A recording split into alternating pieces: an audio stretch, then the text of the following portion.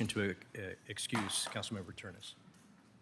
Councilmember Turnus. Move to excuse Councilmember Turnus. Second. It's been moved and seconded. All in favor? Aye. Any opposed? Motion passes. All right. Now we move on to citizen participation. The purpose of the public comment period at this meeting is for those wishing to address the council on any matter. It is not intended for debate and discussion with the public. Please state your name and city for the record. Lastly, we kindly remind you to limit your comments to 3 minutes. Did we get the sign-up sheet? Dustin, is there a sign-up sheet? Oh, yes.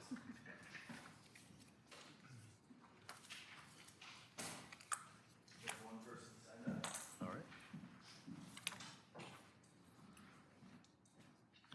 All right, we have one person signed up this evening, Charlotte Watson. Come forward, please. Welcome.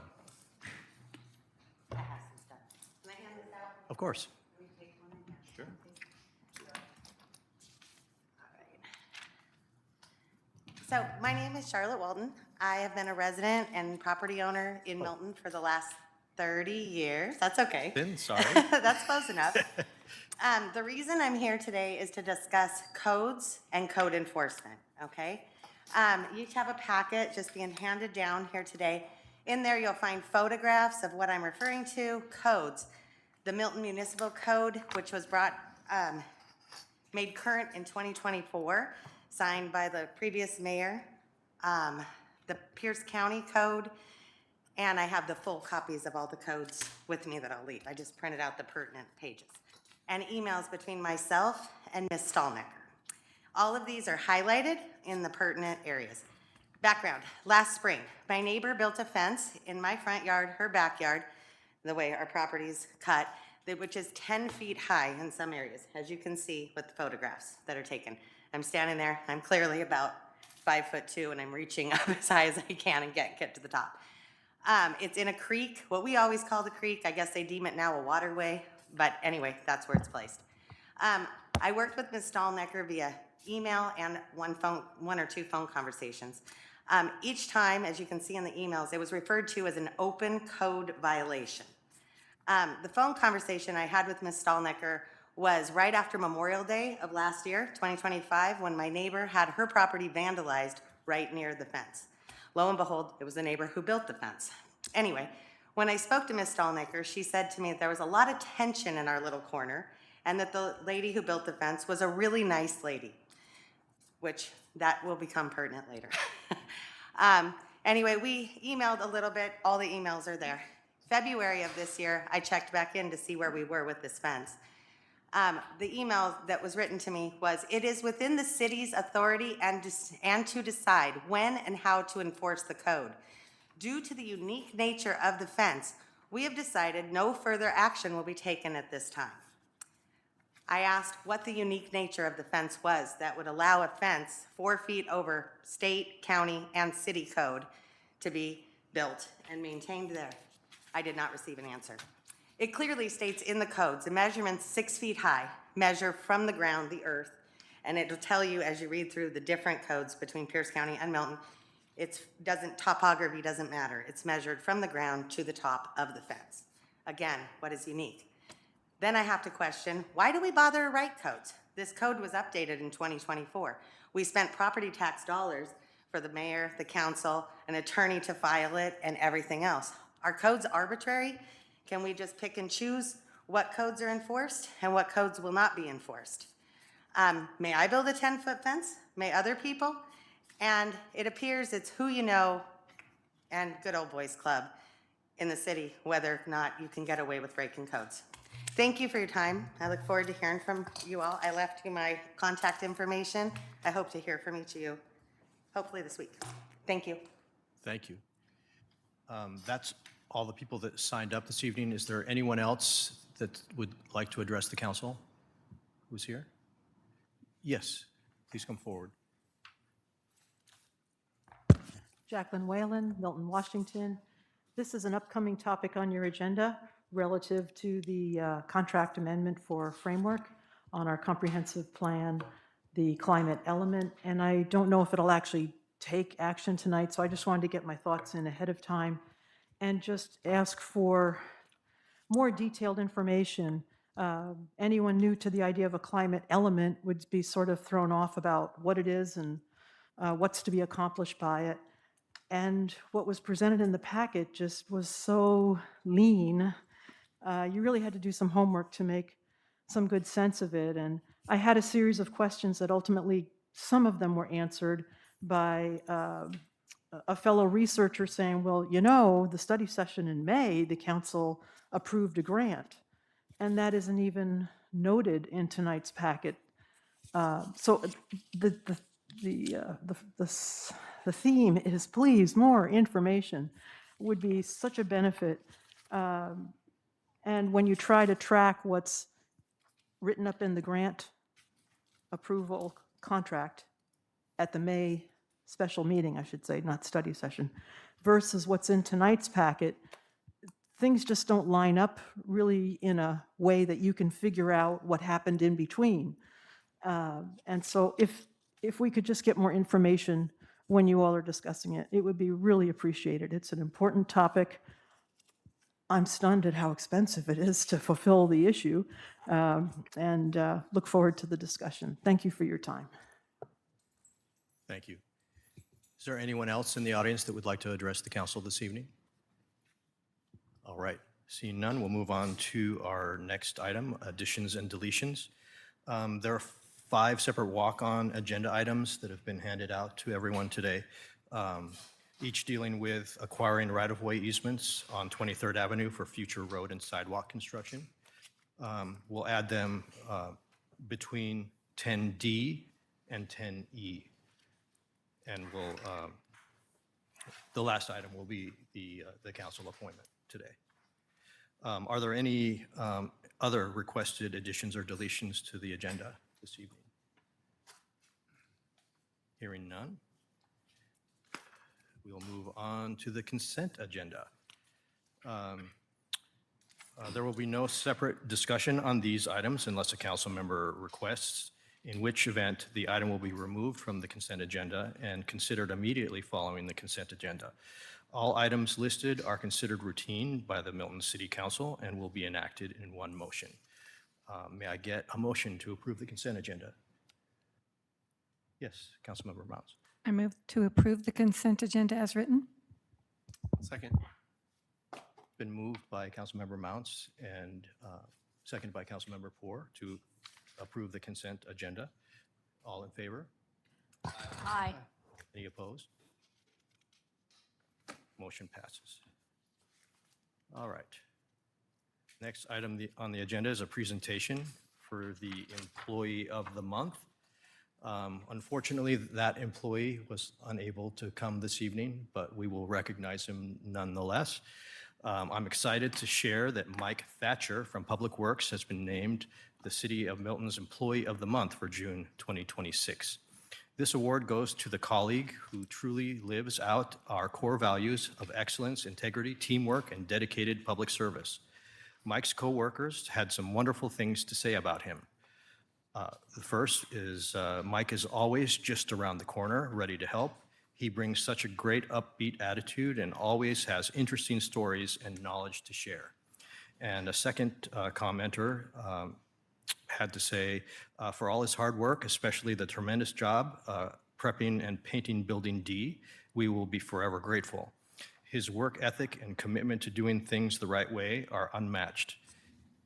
He's truly an asset to the city, and we're lucky to work with him and learn from him. Mike's reliability, positive energy, and genuine care for getting the job done right has made a noticeable difference in his department and for everyone who lives and works in Milton. He raises the bar for all of us. On behalf of the City Council, city leadership, and our residents, congratulations on a very well-deserved honor.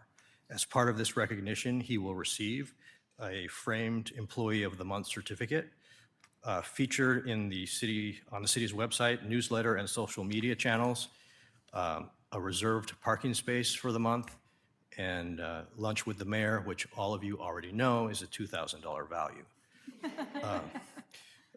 We're incredibly proud of everything Mike does and are grateful for his continued dedication to the city of Milton. Please join me in congratulating Mike Thatcher on the outstanding achievement. Let's all take a moment to celebrate his contributions and strive to follow the strong example he sets every day. Congratulations again, Mike.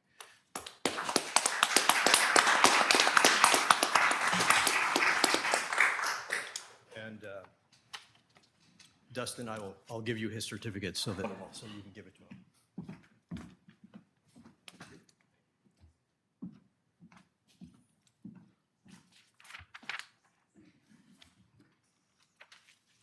All right, moving on to item 7, which is a proclamation. Whereas 250 years ago, a spark was lit in the darkness, fragile, defiant, and full of promise. And whereas that spark was carried by men and women who believed that freedom was not granted by man, but endowed by God, and that a self-governing nation was worth building, defending, and preserving. And whereas that single spark grew into a blazing light seen around the world as a symbol of hope, liberty, opportunity, and prosperity. And whereas the light of America is not only a record of the past, but a living flame renewed by each generation that chooses to carry forward the promise of liberty. And whereas, as our nation prepares to celebrate the 250th anniversary of American independence, the city of Milton recognizes this historic milestone as both a celebration of what has been and a declaration of what still will be. Whereas, from Flag Day, June 14th, 2026, through Independence Day, July 4th, 2026, the people of the city of Milton are encouraged to fly the flag of the United States of America and to join together in a community-wide celebration of America's founding, its enduring promise, and the responsibility we share to light the way for the next 250 years. And whereas every resident carries a spark, and when we come together in unity, gratitude, purpose, we do not merely remember the flame of freedom, we become part of it. Now, therefore, I, Bruce White, Mayor of the City of Milton, Washington, do hereby proclaim July 4th, 2026 as America 250, Light It Up. Accordingly, I encourage our citizens, businesses, schools, civic organizations, and community partners to participate in this historic celebration to honor the legacy of American freedom and to carry its light forward for generations to come.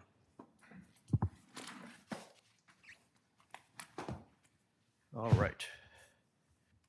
Moving on to item 8, appointments to boards and commissions.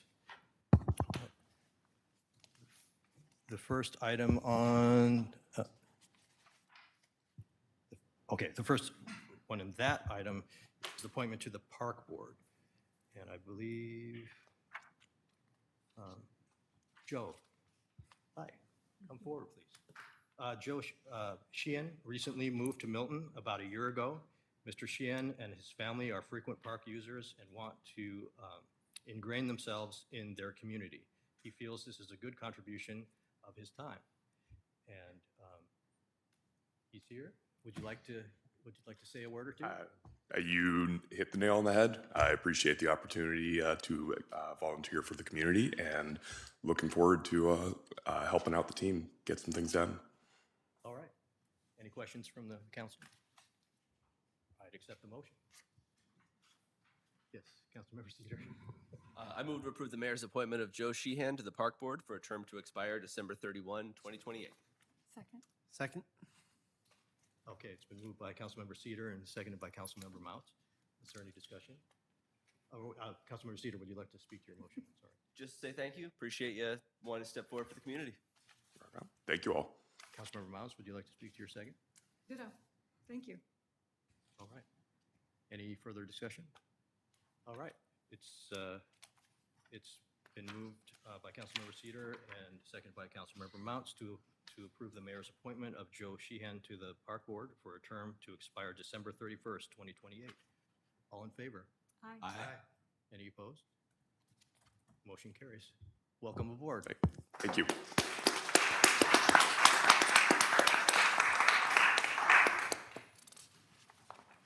Okay, moving on to item 8B, which is a reappointment to the Events Committee for Rachel Shin.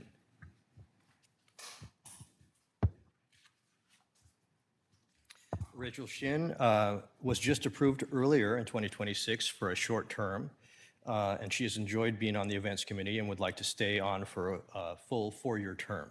I recommend Rachel continue to serve on the committee. Rachel, would you like to say anything to the council? I just appreciate the opportunity to be involved in our great community and look forward to events coming. All right, thank you. I'd accept a motion. Yes, Councilmember Roberts. Thank you, Mayor. Move to approve Mayor's appointment of Rachel Shin to the Events Committee for a term to expire May 31st, 2030. Second? Okay, it's been moved and seconded. Councilmember Roberts, would you like to speak to your Sure. motion? I know Rachel a little bit, but what I do know of her, she's very involved with the community and has a history with the school board as well. So I know you've been here for quite a while and worked with the kids quite a bit and, you know, enjoy our community and whatnot. And those are values we definitely hold dear in Milton. So thank you. Councilmember Poor, would you like to speak to your second? Nope, just, thank you for your service. All right, any further discussion from the council? Seeing none, it's been moved by Councilmember Roberts and seconded by Councilmember Poor to approve the mayor's reappointment of Rachel Shin to the Events Committee for a term to expire May 31st, 2030. All in favor? Aye. Any opposed? Motion carries. Welcome back aboard. Thank you.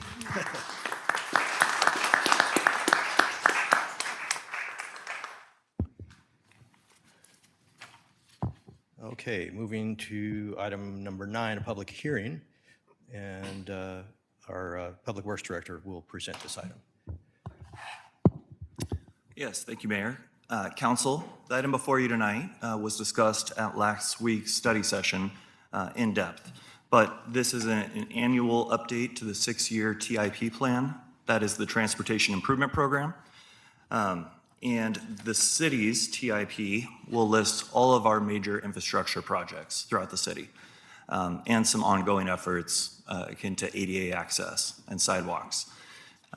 This document then rolls up to the state TIP and allows Milton to be eligible for certain grant opportunities. So this is an important document to keep updated. We've presented during the study session projects in depth. Were there any questions, or is this a good opportunity for question, or do you open it for public comment? We'll open it for public comment and take questions when we have the item on the Wonderful. on the table. Okay. So to summarize, Milton's total objective over the next 6 years, if it was fully funded, would be $36 million. And so those $36 million roll up into a variety of projects. And we do have a rather large $9 million sidewalk project that will go essentially connect a sidewalk from the King County line, where Federal Way is, all the way down to Porter Avenue, the southern city limits, which would be wonderful for anybody utilizing 99 as a corridor. Good news there is once Sound Transit breaks ground, we're finalizing a deal with them right now where they're going to put in that 10-foot walkway as part of their restoration and community support. So we will have a multimodal corridor going down 99 that is going to continue all the way to Federal Way. So it's a wonderful asset for the city. It almost creates another trail corridor akin to the interurban. So that's a larger project on there. And it's once Sound Transit moves forward, we could then pull that off of our list. So it's open for public comment. Yes. I open the public hearing at 7:20 p.m. Is there anyone in the audience that would like to address the council on this issue? Yes, please come forward. Please state your name and city for the record. Jacqueline Whalen, Milton, Washington. It's more of a general sort of a question regarding the Transportation Improvement Program. My understanding is that the city has standards in the Public Works Department that if you did a cross-section, it would tell you how wide the sidewalks are, the bike lane, et cetera. And I would appreciate it if part of tonight's discussion would include where someone could learn where those things are and offer some input, because just to hear there's going to be a sidewalk, we have our hopes, but we don't know what it's really going to look like. So if there's a place for plans or to really see what these things are envisioned to become, I think it would be a real benefit for the community. And I applaud our efforts to increase the ability for non-motorized travel in the city, walking, riding a bicycle. These are wonderful, good things for our community, so thank you. Thank you. Is there anyone else that would like to address the council on this issue? Seeing none, I will close the public hearing at 7:22 p.m. All right, moving on to the regular agenda, which is first item A is on page 37 of your packet, which deals with the TIP again, and Public Works Director Madden will be presenting. Thank you, Mayor and Council. At this time, you've heard me talk about this multiple times, so I would just like to open it up for a motion and then discussion if there is any. All right. Yes, Councilmember Hall. Move to approve Resolution 26-1997, adopting the 2027 through the 2032 six-year Transportation Improvement Program, TIP. Second. All right, it's been moved by Councilmember Hall and seconded by Councilmember Cedar to approve the proposed 2027 to 2032 six-year Transportation Improvement Program. Councilmember Hall, would you like to speak to your motion? Thank you for all the work you've done on this. Thank you for the study session. This is absolutely essential for us to receive grants. They've got to be on here. I also appreciate all the work you've done coming from outside of the city. Tremendous amount of work. Thank you. Councilmember Cedar, would you like to speak to your second? Yeah, thank you. I just had a couple questions following up on the study session, and then actually I think to the public comment question as well. Last year on the fiscal year 26 plan, we had development guidelines that's no longer on the TIP.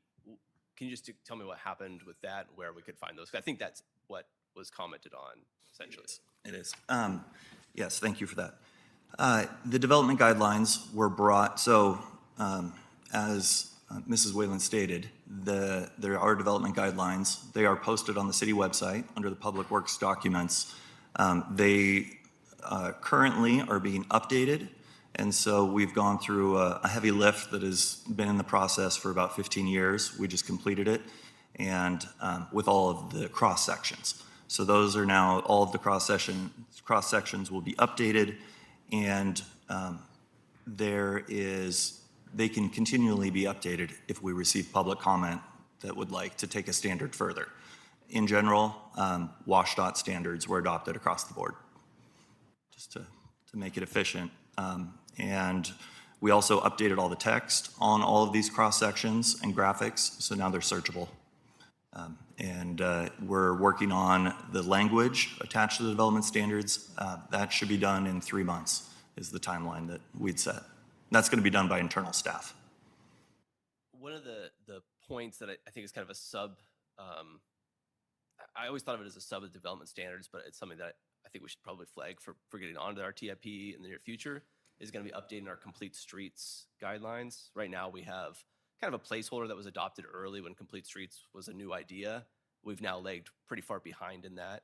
I'd love to see that get somewhere worked into the next TIP. I don't think there's room on what we have here. I think it's an ambitious project what we have, but just flagging that for you, maybe for a future discussion. And then the only specific item I had a question about was the Taylor Street, which is 1.8. Yeah. What's the feasibility of that happening in 27 as I think we're design, right? There's been design steps on that. There have not been design steps taken there, but we do have right-of-way. And so one of the challenges for our 23rd project that we'll be talking about later, was acquiring all of the right-of-way. to build that. Taylor, we don't have that issue. And we do have some previous designs that were implemented that show what that cross-section looks like. And what it is it's a 5-foot sidewalk, a planter bed that may need to flex 5 to 3, and then a bike lane. So that's what that corridor will look like going down Taylor. So the likelihood of it being completed all across the board, 0. But the likelihood of getting design completed and out to bid in '27 with a decent chunk of that is very likely. We're meeting with TIB next week, the Transportation Improvement Board, at funding that project. That's great. I think that's a high priority for the city. Agreed. Thank you. We will be submitting a grant on Taylor this year, and it'll be for a block. And we'll maybe. I'm so sorry. Go May I ahead. just ask one follow-up there? While that's ongoing, can we still, I think we could still implement our traffic calming Yes. program on Taylor as that's proceeding, right? Correct. Thanks. Councilmember Mounts. Again, thank you for all the hard work that went into this. I just want to restate the concern I had last week, that when the public doesn't know how to find the information prior to a public hearing, if the website is being updated and the information is not available, we can't expect the public to provide meaningful comments if they don't know what it is that they're commenting on or where to find the information, and then for us to vote on it right after public comments. The timing is just not transparent, I guess, maybe is the word. And then I did have a follow-up on a particular project, the one that we talked about last week, that is putting a sidewalk alongside the park on Porter Way. Right now, the sidewalk goes into the park, and one of the items is to extend it down the full length of the park On Milton Way? on Milton Way. Yes. I drove by there after the meeting last week, and there's like 40 trees or more in that section.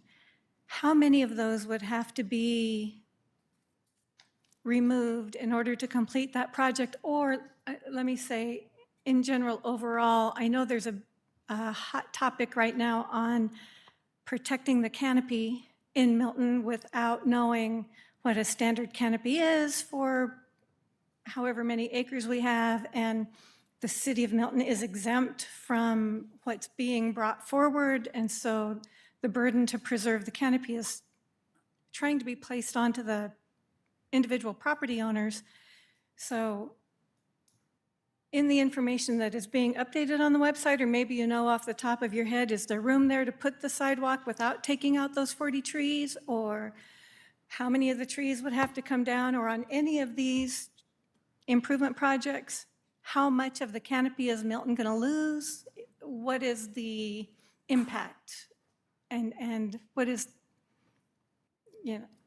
the impact, I guess, to the canopy or to the private property owners whose properties might be infringed on to make up the difference? If the city cuts down a lot of trees, then the private residents aren't allowed to. Yes. So I'll just to answer the first one, the transparency, that's very important. And I did take your comment to heart. This is the way the city's always done this TIP plan, but doesn't mean that's the way we need to move forward. From a transparency standpoint, the TIP document is online, and it was in the study session notes for any of the public that wanted to find that information. Regarding that particular project, it is problematic, which is the reason that it's not complete already. And so that is something that, as we continue to discuss our canopy conversation, we'll have to discuss that, And I would say that our replacement schedule would beat any, type of other, replanting. We have significant plans to bring trees into the city. And so, but yes, I can't really speak to the canopy conversation overall, but we would lose a few trees out of the 42. I don't know off the top of my head, unfortunately. Thank you. There's also a large embankment there which is the expensive part. Yep. Any additional questions or discussion? Seeing none, it's been moved by Councilmember Hall. Well, I'm sorry, this is an action item. Is there any comments from the audience? All right, seeing none. It's been moved by Councilmember Hall and seconded by Councilmember Cedar to approve Resolution 26-1997, adopting the 2027 to 2032 six-year Transportation Improvement Program. All in favor? Aye. Any opposed? Motion carries. All right, moving on to item B, which is on page 53 of your packet.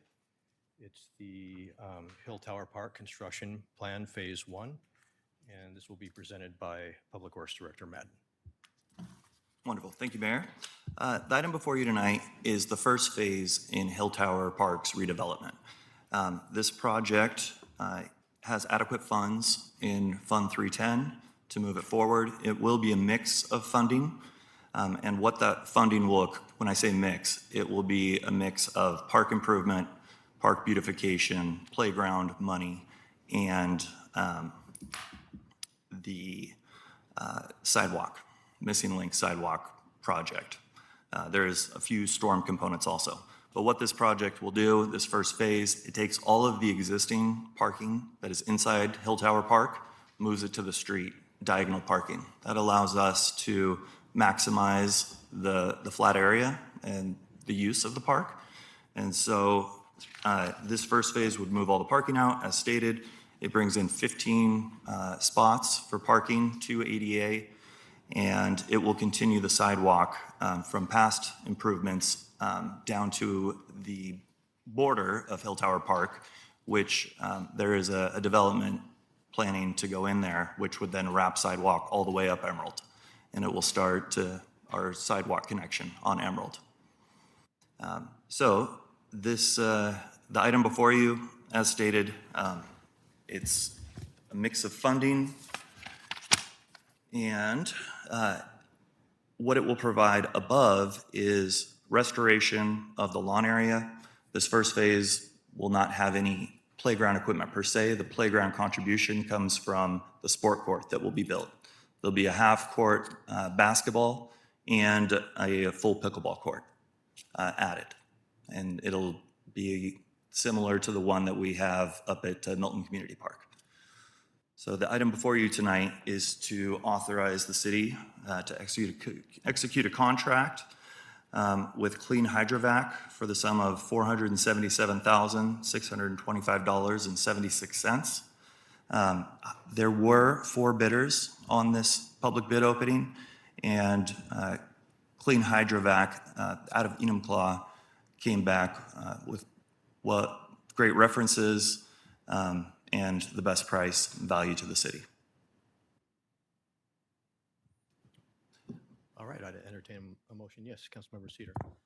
I move to authorize the mayor to execute Public Works Contract 010G with Clean Hydrovac Incorporated for Hill Tower Park Phase 1 project in an amount not to exceed $477,625.76.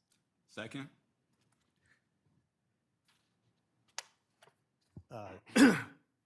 Councilmember Cedar, would you like to speak to your motion? Briefly, thanks. It's obviously been a long time coming. We've been talking about it for a few years, gotten great public input. I'm excited to see this starting to move forward. I have some questions that are just kind of ancillary to this, but it's probably the best time to ask them. Sure. So as we talk about that sidewalk connection that's going to wrap around Emerald, and I know that's not what we're talking about right here, but what is the vision, the long-term vision of how the sidewalk connects there? So it's coming off of Milton Way from where it's built currently, and it kind of darts in. It has some parallel street parking. And then in front of the park, it will jog in again for angled parking, correct? Correct. And then will it jog back out, or will there be additional street parking along 19th there? Any thought on how that's going to look Yeah, further down? we've had a lot of discussion lately about on-street parking adjacent to parks and, how far do we want to carry that? The plan currently is to have the sidewalk wrap back out with a bike lane and that is what would take you to Emerald. So from where the park stops to Emerald would be bike lane and sidewalk only. Understood. Yeah, there is an opportunity for parallel parking there for overflow. If the city is interested in that, and planning manager and I could discuss that with the developer. Yeah, I don't like parking. I think I've made that very clear. I think you can get a lot more bikes in one parking spot. But I do foresee that that park is going to become popular as we improve it. Yeah. And 15 slots are going to fill up quick. That's, 15 families or maybe fewer. So I'm concerned about how that development looks as we go forward. I guess, let's track the issue, please. Let's continue to talk about it, especially as we rebuild Emerald with that parking as well. Yeah. The second question I have about that park, again, it's just kind of an ancillary point, but it's the sport court. I wouldn't be doing service to the people who play pickleball on our court in Triangle Park or the community park. Can we please ensure that the fences aren't too close in on the sides? Yes, absolutely. That's all I got. Thank you. Councilmember Roberts, would you like to speak to your second? Sure, I'm just glad there'll be another basketball hoop we could use in the town. And please put a Sonics logo on the backboard. I'll see what I can do. Any additional discussion? Yes, Councilmember Hall. Could we get a little better breakdown of where the money's coming from? I mean, it says 310, but it is, and Yeah. I have the original budget that was given to us, and I know things have juggled a little bit. So if you could speak to that. Absolutely. So 170 of it come from a mix of sidewalk money. And if you look at the bid breakout, you can kind of see where everything is. So as soon as you see some of the shoring money, that shoring is required for the sidewalk. And then erosion control, irrigation sleeve, traffic curb and gutter. So 170, approximately 120 will come from there. And then there's a small contribution, about 20,000 from stormwater. And then we've got our asphalt contract that we've used. We'll look at ways to cut down costs. Yes, so that the current funding is 300 from the park. A lot of that comes from playground and park beautification. Yeah. All right, thank you, appreciate it. Does that work? We can provide a full breakdown afterwards. I think it would have been helpful Sure. if we'd received that. Since we did not go through study session on this, the more information, the better. Yeah. And I would like to point out that this is the first phase of the project. The next phase is already in design, but that'll bring in a large playground structure, workout equipment, and phase 2.A would be a dog park at the top with a separate entrance because of the grade. So we do have big plans for that park. Those future phases, because the city has made this investment and is showing the state that it's willing to put in funding and effort, it increases our likelihood of grant funding. Thank you. Yeah. Any additional discussion? Yes, Councilmember Roberts. Quick question. Are we still planning on putting zip lines or slides from the top of the hill you were talking about? Yeah. Yeah? Okay. There's slides on grade, and I believe there's 3 of them. Yeah. That utilize the slope of the hill. Yeah. Additional discussion? All right, seeing none. It's been moved by Councilmember Cedar and second, oh, I'm sorry. This is an action item. Is there anyone in the audience that would like to speak to the council on this issue? Yes, please come forward.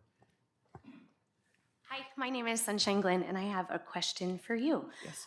What is happening with the original remains that are at the top of Hilltop? Yep. So Before we the have dog park goes Yeah, in. we have an inadvertent discovery plan that we've established with the tribe, and we'll be following the do not disturb in that upper section. Thank you. Yes. Thank you. Any additional discussion from the audience? All right, now seeing none. It's been moved by Councilmember Cedar and seconded by Councilmember Roberts. to authorize the mayor to execute Public Works Contract Number 010G with Clean Hydrovac Incorporated for Hill Tower Park Phase 1 project in the amount not to exceed $477,625.76. All in favor? Aye. Any opposed? Motion passes unanimously. Moving on to item 10C, which is on page 73 of your packet. It's the framework contract amendment, and this will be presented by Planning Manager Stallnecker. Thank you, Mayor and Council. So before you is, so we currently have an on-call contract for planning services with Framework. Since this is a much larger amount for this amendment, specifically for this project, which is $280,000 per our personnel policies. Anything over $40,000 for services must be authorized by the department director, the mayor, and city council. So it's before you tonight. So the specific amendment is $280,000 for the completion of the climate element of the comprehensive plan. I do apologize and take responsibility. There appears to be a paragraph missing from this that does tie it into the grant. So this is being funded by the Department of Commerce grant we received for the two sub-elements, climate resilience and greenhouse gas emissions. The grant was for $334,431.89. This is going to take $280,000 of that. The remaining 54 plus is covers the city's expenses as well as some of the beginning steps of the urban forest plan. Yes. So at that point, I would be happy to entertain questions or comments or as we go. Okay, I would entertain a motion at this point. Yes, Councilmember Roberts? Oh, I'm sorry. I was going to ask questions before I made a motion. I move to authorize the mayor to execute amendment number 1 to the agreement with Framework in an amount not to exceed $280,000.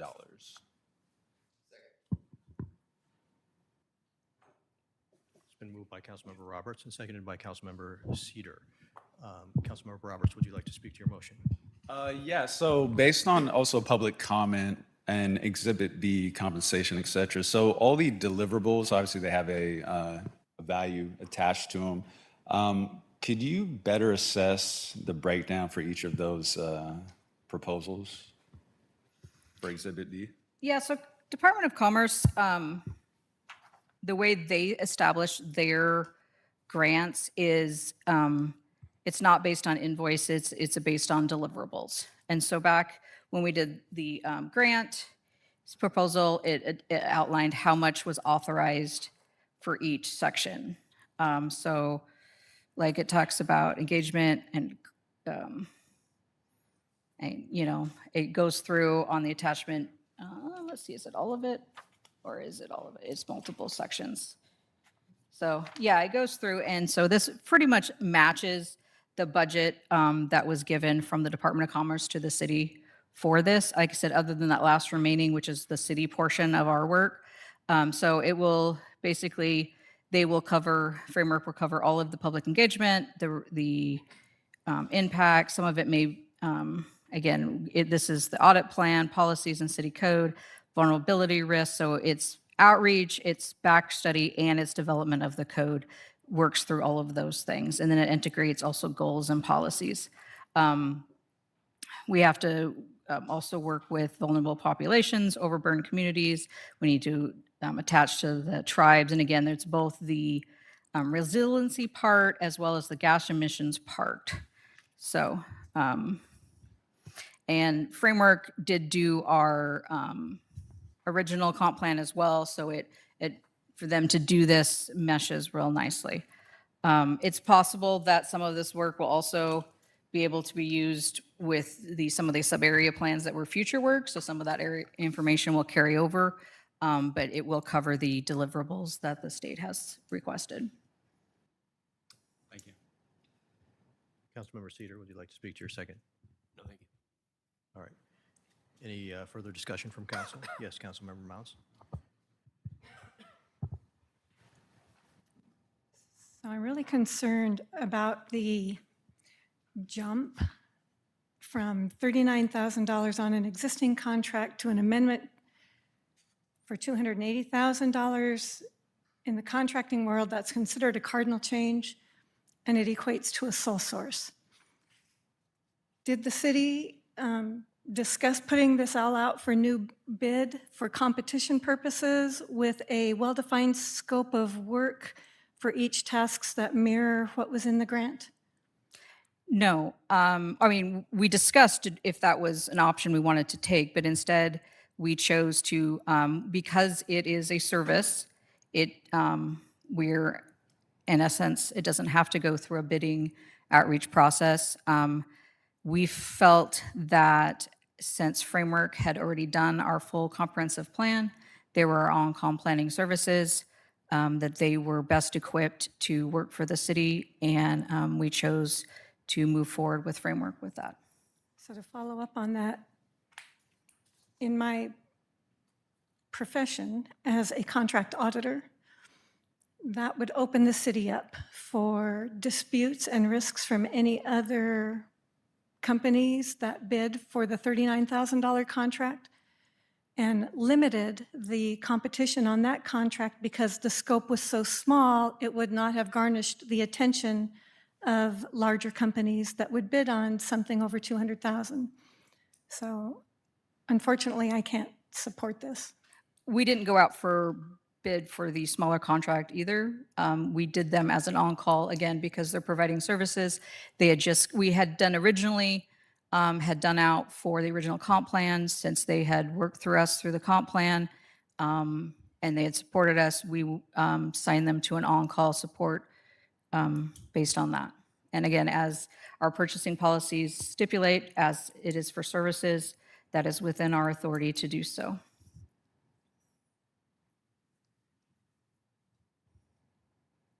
Any additional comments or discussion?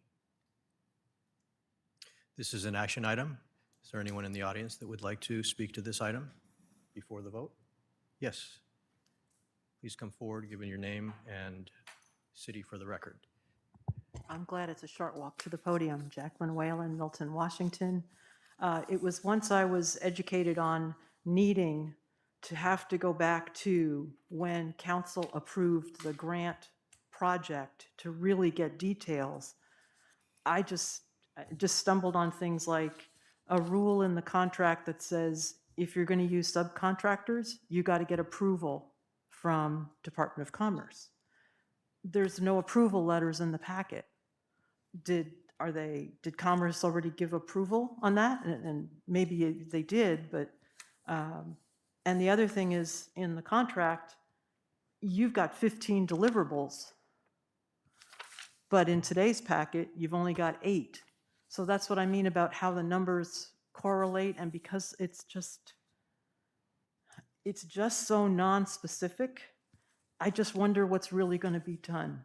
When they bid for the comprehensive plan, there was much more detail that was given. And maybe the process is different because this is an extension. But I'd sure like to have seen who the competition could have been, what their product was, and what we could have gotten. This is a very important topic to get addressed. The grant seems to impose a deadline of June 2027, but it seemed like at Department of Commerce, this project would be due by 2029, I think. So if there could be a little discussion on deadlines, that would be helpful also. Thank you. Any other audience member that would like to speak on this issue? Yes, please come forward.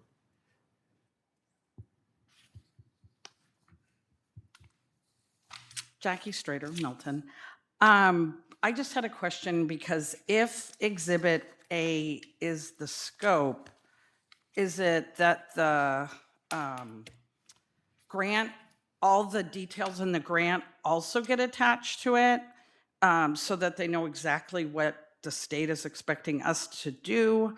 And then Exhibit B in tonight's packet, there's a footnote under deliverable 5 that there's no footnote on the paper. So it's like, what does that footnote say?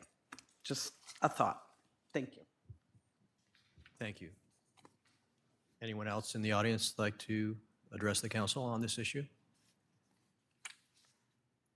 Okay, Councilmember Poor, did I see your hand? Yeah, thank you, Mayor. I move to table this issue to a future meeting.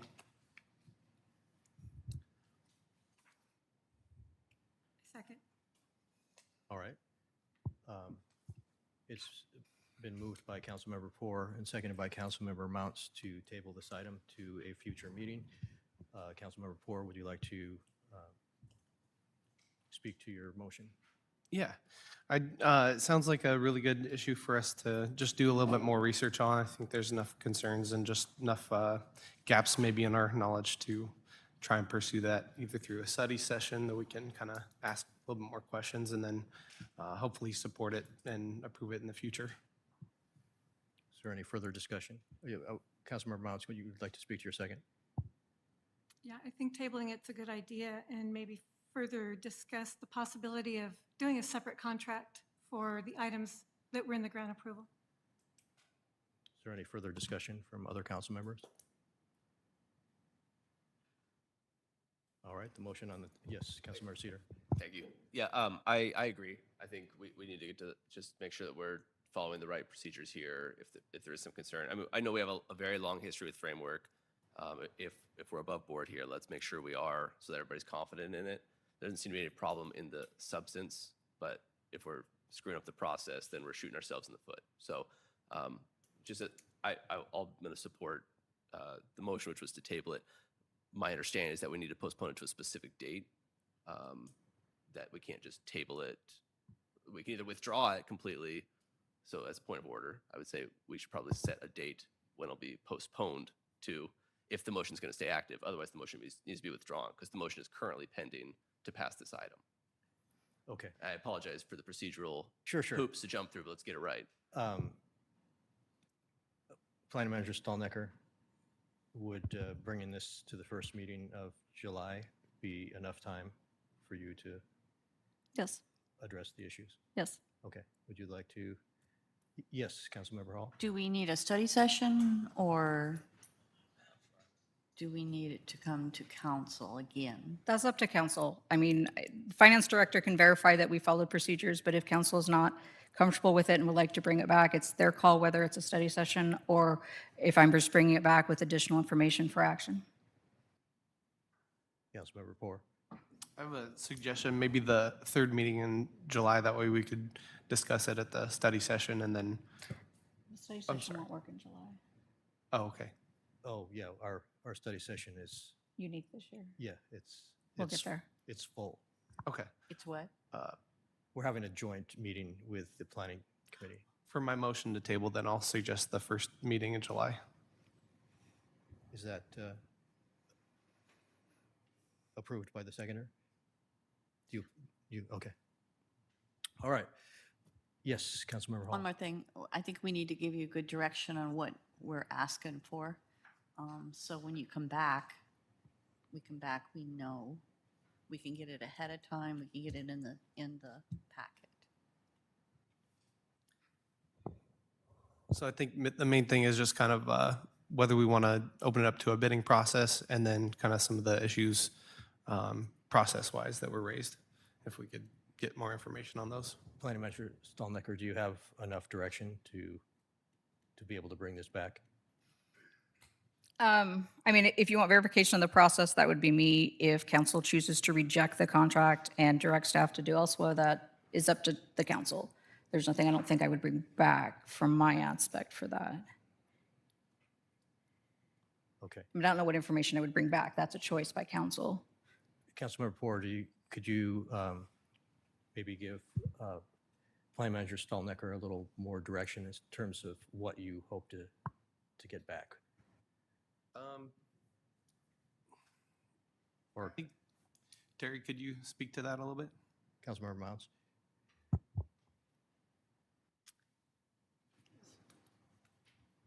I would like to see a sole source justification that can justify a cardinal change, even if it is a service contract. I think, actually, what I would like to see, and this is me personally, and we can vote on it, but I would like to see this go out for bid with a new contract and not piggyback on a previous sole source award. Then my understanding of process would be council would need to, I assume, deny this contract and maybe, I don't know how the process would be for that. But there would have to be then, I guess, maybe a motion for that or something to that effect. And I don't know how that works. We'd have to check with where the roles are. We can check with legal how that works, of who So- gets to make that. So perhaps a better idea would be to just withdraw this item from the agenda this evening, and so that you have the opportunity to Sure, we will investigate. discuss it with legal and see what those options are and where that plays. Okay. Councilmember Poor, would you be willing to withdraw your motion? Yeah. Okay. So we would need a new motion to remove this item from the agenda. Wouldn't we just vote to deny whether to approve or deny? If you vote to deny it and you deny it, it can't be brought back unless somebody on the negative party brings it back. Okay. So I would entertain a motion to remove the item from tonight's agenda. Move to remove the item from tonight's agenda. I second that. Okay. It's been moved and seconded. Councilmember Poor, would you like to speak to your motion? No, thank you. Councilmember Mounts? Thank you for this discussion. It's very helpful. Okay, any discussion on the motion on the floor? Okay, it's been moved by, this is an action item. Anybody from the audience like to speak to the motion on the table? All right, it's been moved by Councilmember Poor and seconded by Councilmember Mounts to remove this item from tonight's agenda. All in favor? Aye. Any opposed? Motion passes. Okay. We now move on to item D, a budget amendment ordinance. And this item will be presented by our Finance Director, Robeck. Thank you, Mayor and Council. The proposed ordinance was presented at the study session on June 8th for first reading and provides adjustments to the 2026 budget as adopted by City Council in December of '25. This is the first ordinance amending the 2026 budget and includes changes to the wage scale only. In 2024, the Public Works Project Manager position was added to the wage scale as a 3-year limited-term position to assist the Public Works Department with various projects throughout the city. This role has proven to be a benefit to the city, and staff is requesting approval to convert it to a permanent position. The Public Works Project Manager performs many functions previously performed by the city engineer, so staff is also requesting to defund the city engineer position, which has been vacant for several years. These changes are intended to better align staffing resources with the operational needs of the city. All right. I'd entertain a motion at this time. Yes, Councilmember Roberts. Yes, Mayor. I move to adopt ordinance 2142-26, amending the 2026 budget as detailed in Exhibit A.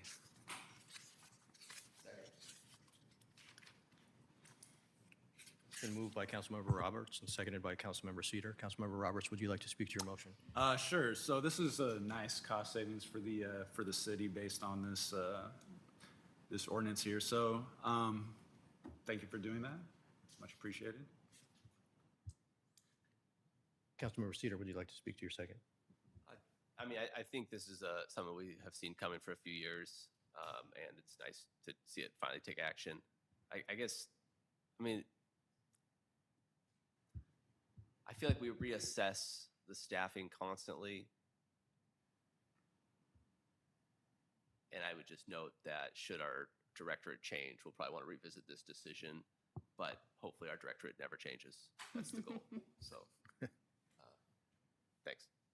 Any additional discussion? Yes, Councilmember Mounts. I'd I'd like to second that our director never changes. And I just had a question, just for the record, and I know we've discussed this already, but on page 83, under fiscal impact, we've put in writing that this staffing adjustment is budget neutral. In effect, it's a budget savings, and I don't want to lose the bookkeeping on that savings. So how much do you think approximate savings that would be for the city? Oh, wow. That's a really good question, because as we've discussed before in the budget, and what is appearing in the agenda item, those are the wages and benefits wages are at the top of the scale, and benefits assume full family. The city engineer position has been vacant for several years. So if we were hypothetically to fill it, I'm not sure where that would land. And the project manager position currently is not at top step. So I guess my best guess would be the roughly $40,000 that's appearing in the agenda item, based on the facts that we have. Thank you very much. Thank you. Any additional discussion? This is an action item. Is there any comments from the audience this evening?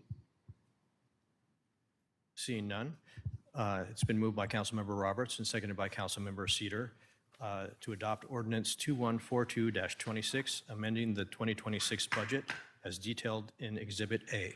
All in favor? Aye. Any opposed? Motion passes unanimously. All right. Now moving on to the walk-on agenda item 1, which is the resolution and purchase sale agreement between the City of Milton and 5 different property owners. And our Public Works Director, Madden, will present this item. Yes, thank you, Mayor.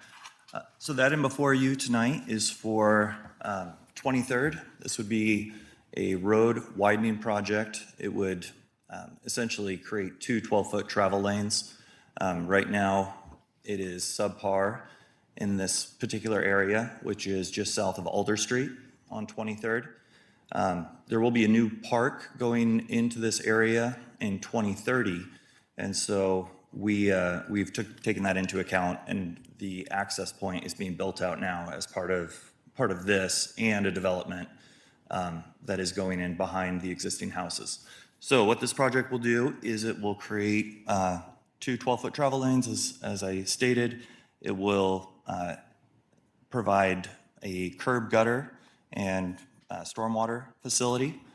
Right now, it is open ditch in many places, and it will most importantly create a sidewalk for users, and it will connect Alder to some of our amenities in the city. This project right here requires right-of-way acquisition, which we have talked about in the past. But what we have here in front of you today is the authority to make those offers to those 5 residents and individuals. As stated earlier in a previous discussion on this, we went through a strict appraisal process, and what that came out to is there was some variation in the costs.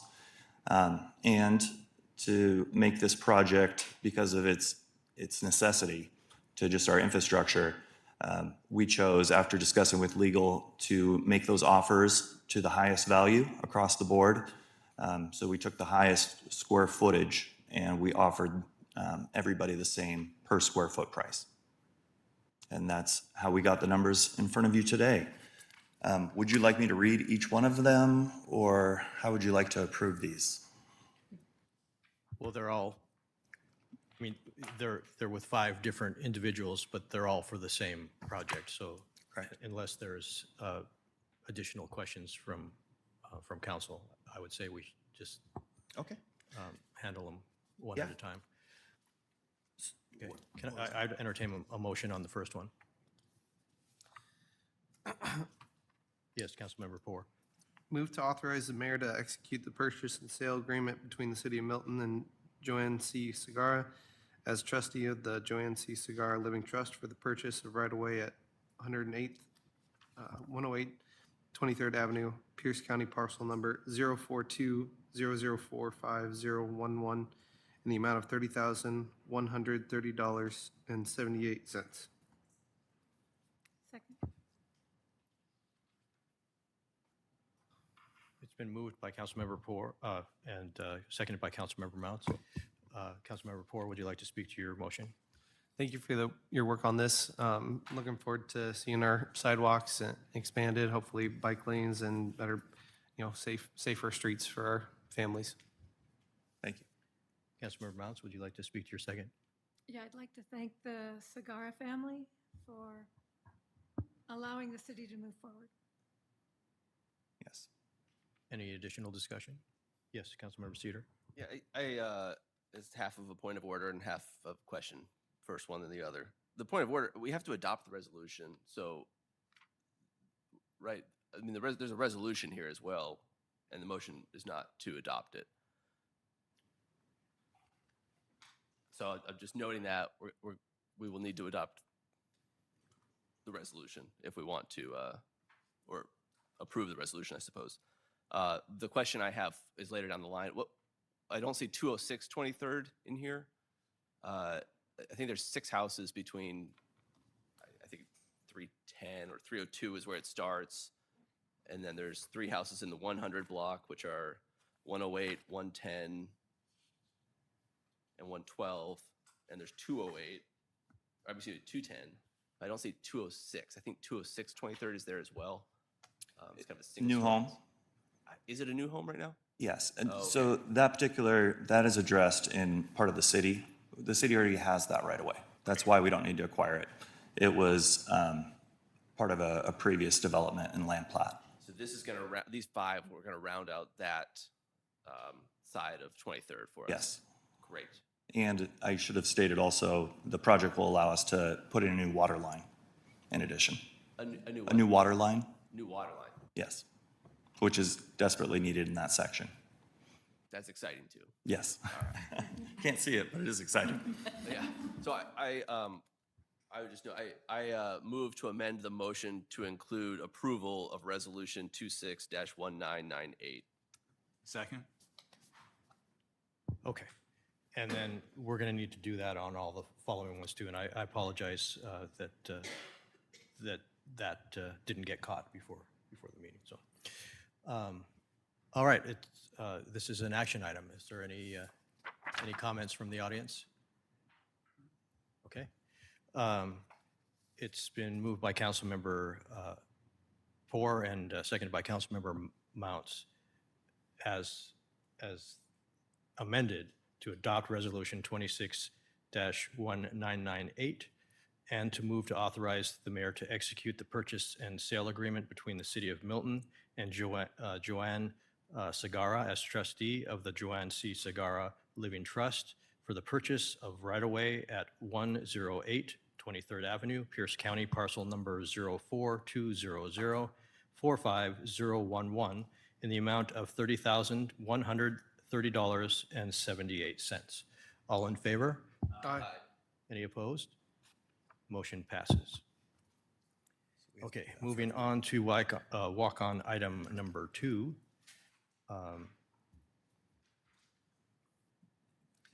Is there anything you'd like to add to this particular parcel? No. Just that we appreciate the homeowner's willingness to work with the city. And this has been an incredibly dangerous area for walkers for decades. And so it'll be nice to get this drivers, fixed. too. And drivers. Yes. Okay, I'd entertain a motion. I think we'll have to make a motion for each one. Yeah. Councilmember Cedar. I move to approve resolution 26-1999, authorizing the mayor to execute the purchase and sale agreement between the city of Milton and Stephanie Nicole Nesbitt and Samuel Gerhardt Mitchell and Thomas Patrick Nesbitt for the purchase of right-of-way at 110 23rd Avenue, Pierce County, parcel number 042-004-5012 in the amount of $23,949.66. Second. Councilmember Cedar, would you like to speak to your I thank, motion? thank you. Yeah, I thank the homeowners here, the property owners here as well, and apologize for butchering the names. Councilmember Hall, would you like to speak to your second? This is absolutely a safety item, and I appreciate you bringing it. Okay, and if I butcher these names, it's your fault. Because your pronunciation. If this is an action item, is there any comments from the audience? And I'm sorry, I should have asked, is there any additional discussion from council? Okay, hearing none. It's been moved by Councilmember Cedar and seconded by Councilmember Hall to approve Resolution 26-1999 and move to approve, or move to authorize the mayor to execute the purchase and sale agreement between the City of Milton and Stephanie Nicole Nesbitt and Samuel, is it Gerhardt? Gerhardt Mitchell and Thomas Patrick Nesbitt for the purchase of right-of-way at 110 23rd Avenue, Pierce County, parcel number 0420045012 in the amount of $23,949.66. All in favor? Aye. Any opposed? Motion passes unanimously. Moving on to walk-on agenda item 3. I'd entertain a motion at this point. Yes, Councilmember Four. I move to approve resolution number 26-2000, authorizing the mayor to execute the purchase and sale agreement between the City of Milton and Frank Carucci Jr. and Jenny Carucci for the purchase of right-of-way at 112 23rd Avenue, Pierce County, parcel number 04200450013 in the amount of $23,707.20. Second. Councilmember Poor, would you like to speak to your motion? Thank you again for the family, for your sacrifice, and thank you for your work on this. Councilmember Roberts, would you like to speak to your second? Yeah, the same. Thank you to the Carucci family. It's much appreciated. Thank you.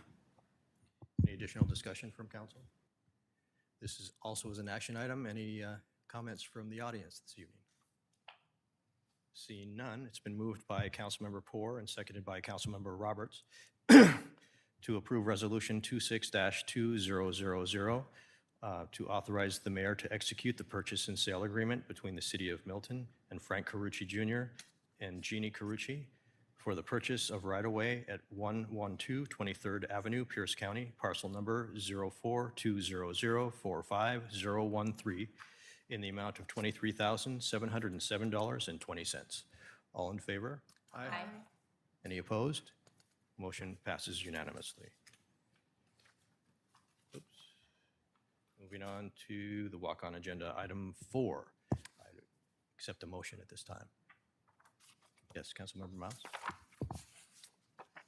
I move to adopt Resolution 26-2001 to authorize the mayor to execute the purchase and sale agreement between the City of Milton and Howard Lee Johnson for the purchase of right-of-way at 210 23rd Avenue, Pierce County, parcel number 04200411183 in the amount of $26,853.92. Second.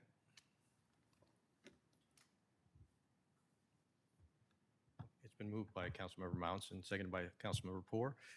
Councilmember Mounts, would you like to speak to your motion? Again, I thank the family for their sacrifice. Councilmember Poor, would you like to speak to your second? Ditto. This is also an action item. Anyone in the audience like to speak to this item? Okay, seeing none.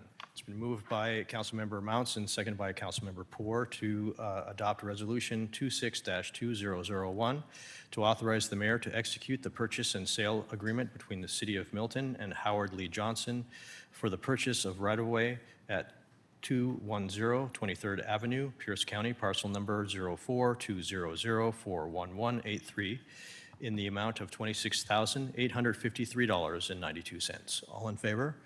Aye. Any opposed? Motion passes unanimously. All right, one more. I would accept a motion on walk-on agenda item 5. Yes, Councilmember Poor. Move to adopt resolution number 26-2002, authorizing the mayor to execute the purchase and sale agreement between the city of Milton and Susan N. Johnson and Matthew Will for the purchase of right-of-way at 302 23rd Avenue, Pierce County, parcel number 042-004-1166, in the amount of $43,104.00. Second. Been moved by Councilmember Poor and seconded by Councilmember Roberts. Councilmember Poor, would you like to speak to your motion? Thank you again for your sacrifice. Councilmember Roberts, would you like to speak to your second? Yeah, same. Thank you to the Johnson family, Susan Johnson and Matthew Will. Any additional discussion? This is an action item. Or is there? Yes, please. Please come forward. Hi, I'm Charity Gibney. I live off High Labos, and I've lived here for 27 years. I've walked all along 23rd, all 27 years, and I'm extremely excited about this project. So I just wanted to say thank you all for making this happen. I'm really looking forward to being able to go up there and not dodge cars. So thank you. Thank you. Any additional discussion from the audience? Okay. Yes, come forward. Ephraim Alvarez, Milton. I know what street you're talking about, and I appreciate it as well. I'd like to make a suggestion, maybe. This is something I believe that the whole town can get behind, and it should probably be celebrated as a big victory. So when it comes time to ribbon cutting, I suggest that we have a ribbon cutting and spotlight the families that sacrifice their equity for this project. Thank you. Thank you, sir. Any additional comments from the audience? All right. It's been moved by Councilmember Poor and seconded by Councilmember Roberts to adopt Resolution 26-2002 to authorize the mayor to execute the purchase and sale agreement between the City of Milton and Susan N. Johnson and Matthew Will for the purchase of right-of-way at 302 23rd Avenue, Pierce County, parcel number 04200411166, in the amount of $43,104 even. All in favor? Aye. Any opposed? Motion passes unanimously. All right, now moving on to the reason why I'm sure most people are here, which is item 10E, which is the council member interviews. So what we're going to do is I have everyone's name in the cup, and so I will pull the first name out, which is going to be Jill McNally Martinez, and everyone else is going to be asked to go to the meeting room outside while the council interviews Jill.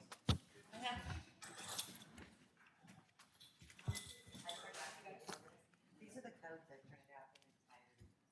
Okay. Do we take this apart, or is it just all one to pass around? No problem. It's a cost a lot to print these days. Don't worry. Actually, what you want to do is give it to the, Okay. Thank you. Thank you. Thanks.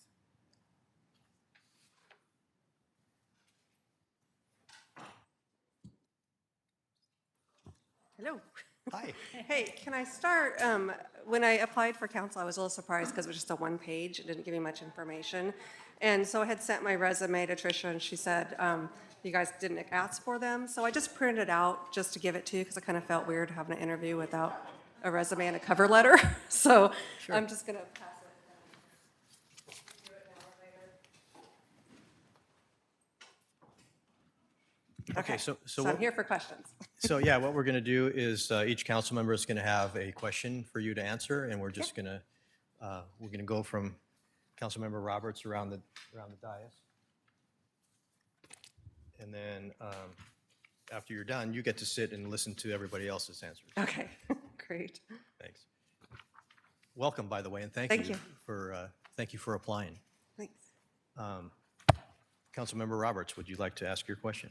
Yeah, thank you. Jill, so quick question. Why do you want to be on city council? That's a good question. Actually, I had never actually considered city council, to be honest with you. And just as I've gotten older and being here in the city of Puyallup for all my life, excuse me, city of Milton for all my life, I enjoy the community, love the community. This is where I grew up. I obviously am interested in city politics in a little ways. I've worked for the city of Puyallup for 31 years. I have been in different departments, seen different things. Sorry, it's echoing at me. The past couple months, I actually went to a few city council meetings for Puyallup to handle the technology. And so I'm like realizing there's a whole nother side of government that I haven't actually experienced or seen. So I see this kind of as an opportunity to learn the other side of it. As a city employee for 31 years, I've participated with council on numerous activities and things, but seeing the decisions and what you guys go through, it kind of interests me to kind of see. So I was interested in this position because it was appointed, so it gives me kind of a window to look at, is this something I'm interested in doing in the future? And I feel like it would educate me and learn a lot about city government from a different angle, so. Thank you. Yeah. All right. Where am I gonna go? Oh, here it is. Councilmember Mounts. Thank you for providing your resume and applying for this position. What unique qualifications, interests, or backgrounds do you bring to the city? Okay. As I said before, I grew up here, went to Fife High School, raised my two daughters here, both graduated Fife High School. I think I bring a love to the community that other people will see. I also have been very involved in other county volunteer programs, Pierce County Fair Foundation, participated at Pierce County Fair for 40 years. I have ran the county 4-H program for many years, the horse program there in Pierce County. Love working with kids. I love giving back to the community and being involved. So I've kind of I gave up the horse program about 4 years ago, joined the Civil Service Commission Board to try to see what else I can do in the community that keeps me a little closer to home. So I think I bring a perspective of community as well as giving back, and also just the personal of being, understanding Milton, the city of Milton, and what it is and what it's changed, how it's developed through the years, being part of it. And you even get a question from me. Yeah. What, in your view, is the purpose of government at the city level? The purpose of government at city level. You know, and that's interesting because I have been on the other end of it as a municipal worker. And I believe that city government is to support our citizens and to provide a service to our citizens. And that comes at many levels, right? It comes from the council down to the employees doing the front counter work or the background work. So you asked me what I see as important. Can you say the question again? I apologize. Just the purpose of The government. purpose of it. The purpose of it is to provide a better community for everybody and to keep our community safe, clean, and livable for everybody. Thank you. Councilmember Cedar. Thanks. Have you read Milton's current comprehensive plan? And if so, what part of the plan do you think is most important? And if not, why not? Oh, I apologize. I have not read the current comprehensive plan.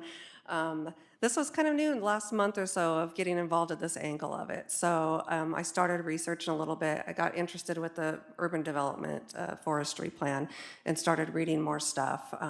But in the midst of that, I will tell you I've had a couple of vacations and I just haven't taken the time. But if I was part of council, that would definitely be something I would want to educate myself on. And, you know, sitting at meetings and seeing the different things like the TIP that you talked about today, there was an energy one at the last council meeting. Those are different aspects of government that I haven't seen and heard about. So it was very interesting to me to learn a little more about it.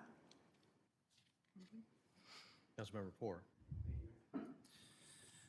Describe a time when you had to make a dissenting decision based on personal ethics that would affect your family or community, or colleagues and explain your thought process as you came to your conclusion. Personal ethics, that's a hard one for me. You know, I have worked in law enforcement from the time I was 19 years old. I worked for the county prosecutor's office, then worked for the police department.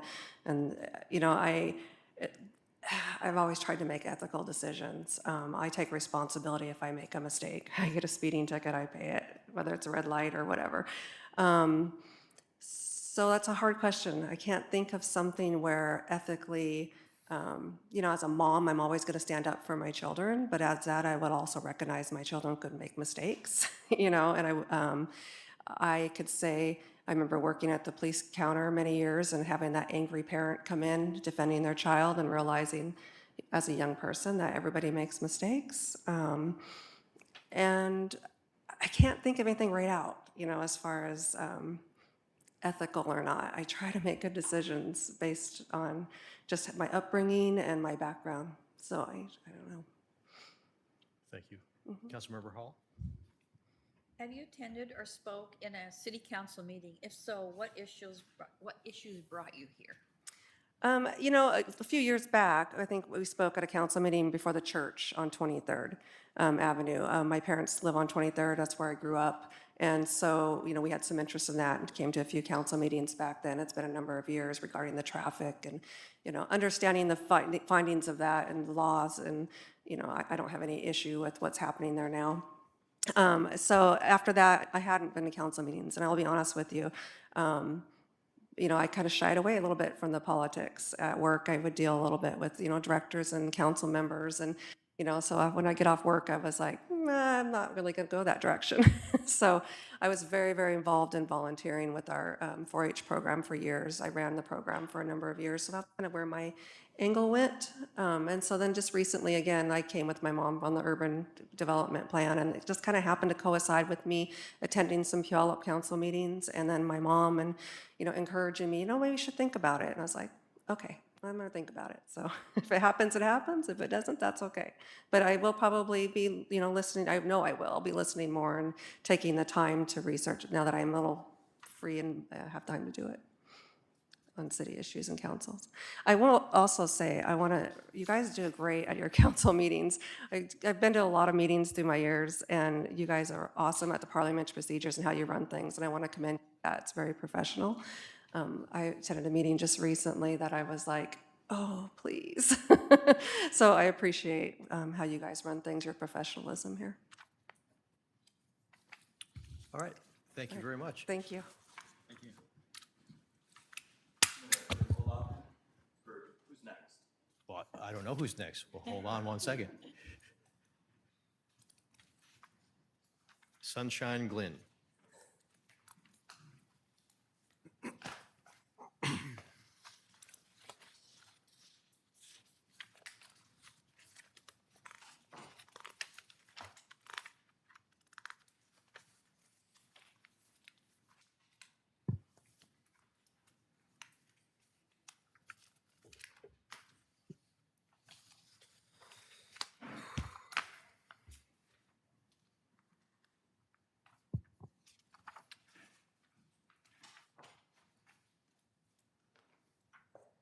Oh, I feel like I Welcome. need a little stool. I could barely see.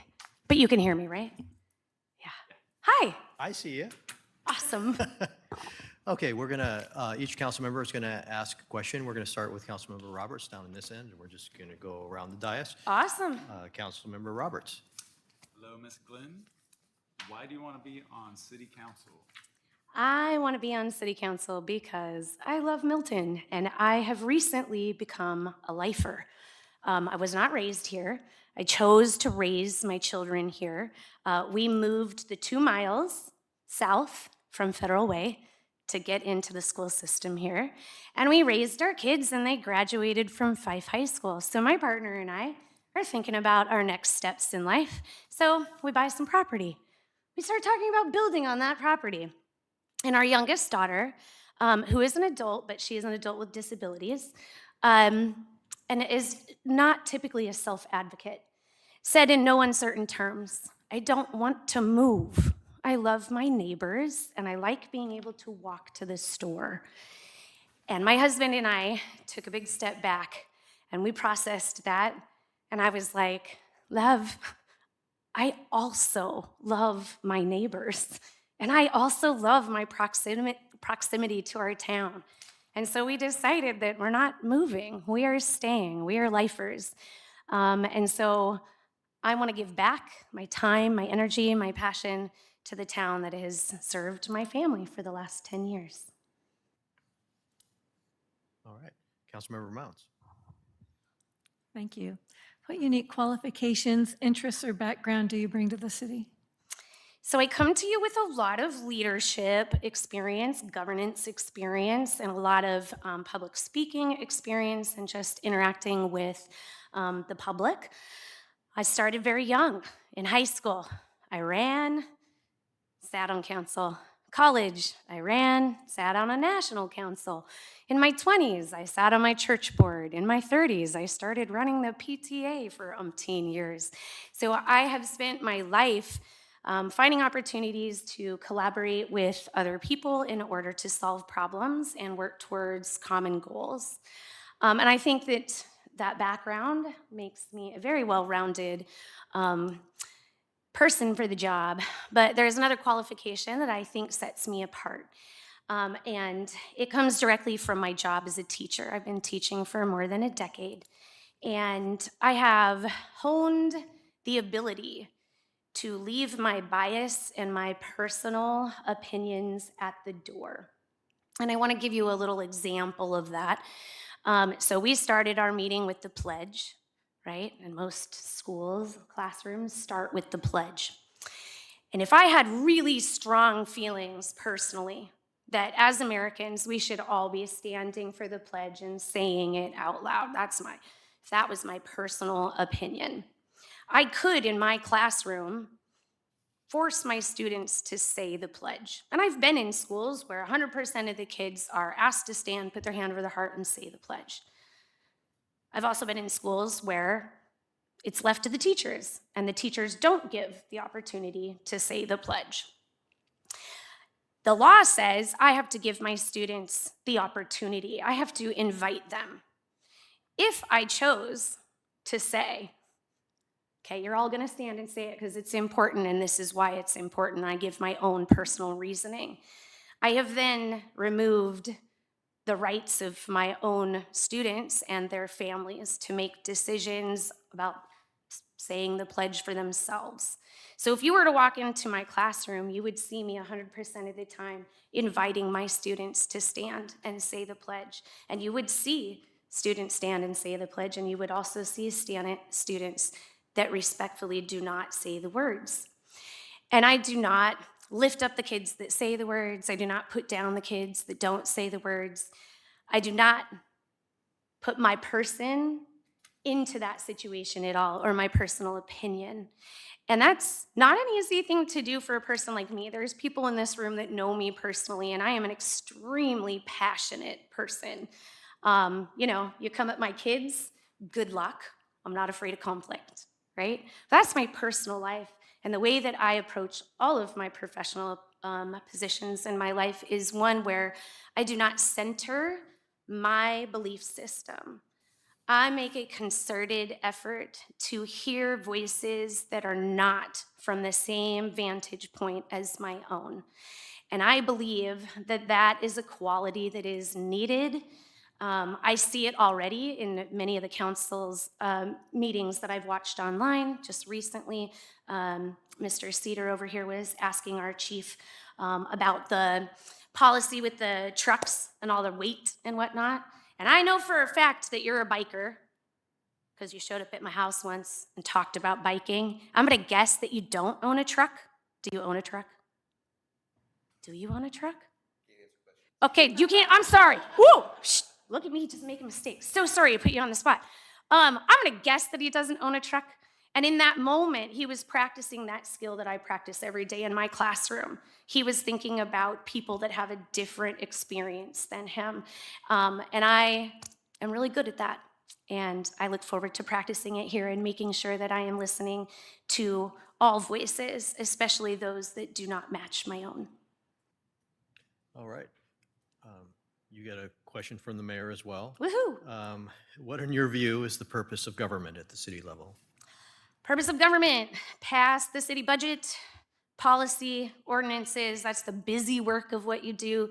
I think as a result of what we do here, the residents in Milton are safe and healthy. Thank you. Councilmember Cedar. I own a 95 Ford work truck. So wait a minute. Have you read Milton's current comprehensive plan? And if so, what part of the plan do you think is most important? And if not, why not? Well, yes, I have read the plan. I am solidly behind it.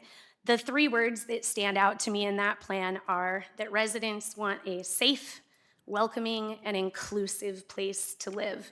When I come back to that, like leaving my bias at the door, that inclusiveness, right? Making sure that I'm listening to all of those people. I also appreciated how many voices were considered in making the plan.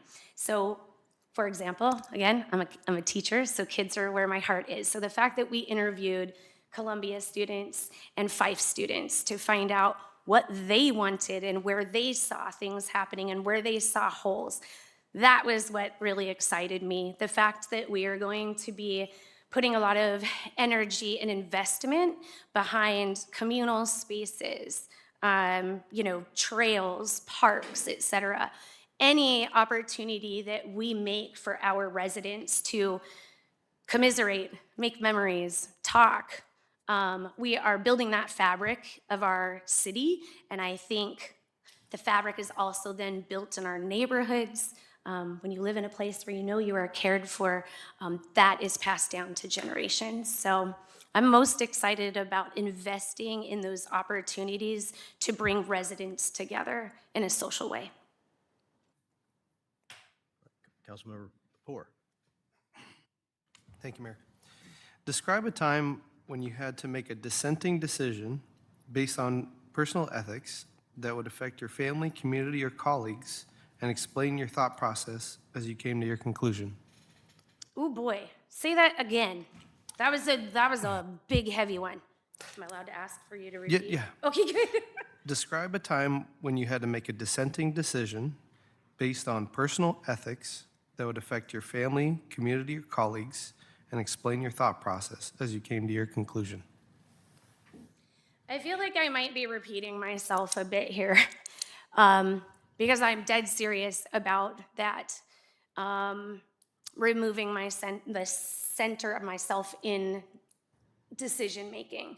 So while I cannot think of a very specific example of that in my life right now, and maybe it'll come to me, I can tell you that any time that I have had to make a decision that affects my family, myself, I take a step back. I talk with my partner. Hope you all talk to your partners too. I'm a verbal processor, so talking with people that I trust, giving them, here is what I'm thinking. What do you think? So that I can make a more well-rounded, good decision. I don't typically make really important decisions all on my own. I typically involve the people that I trust and care to work through it with. Does that answer your question? Thank you. Councilmember Hall. Have you attended or spoken a city council meeting? If so, what issues brought you here? So I am not a person that is normally in these seats, and you all know that because you know who is normally in these seats, and I know who is normally in these seats, at least the people that come to this podium, because I do typically watch our meetings online if I have the time. I do like to stay aware of what is happening in our community. The only time I have spoken at a city council meeting is just today when I asked this fine gentleman about the remains that live in Hilltop. All right. That's it? Thank you so much. Oh, I appreciate your time. Now you get to watch your competition Oh, answer the good. same questions. Woo! And the Thank you. and the next person is Rachel Shin.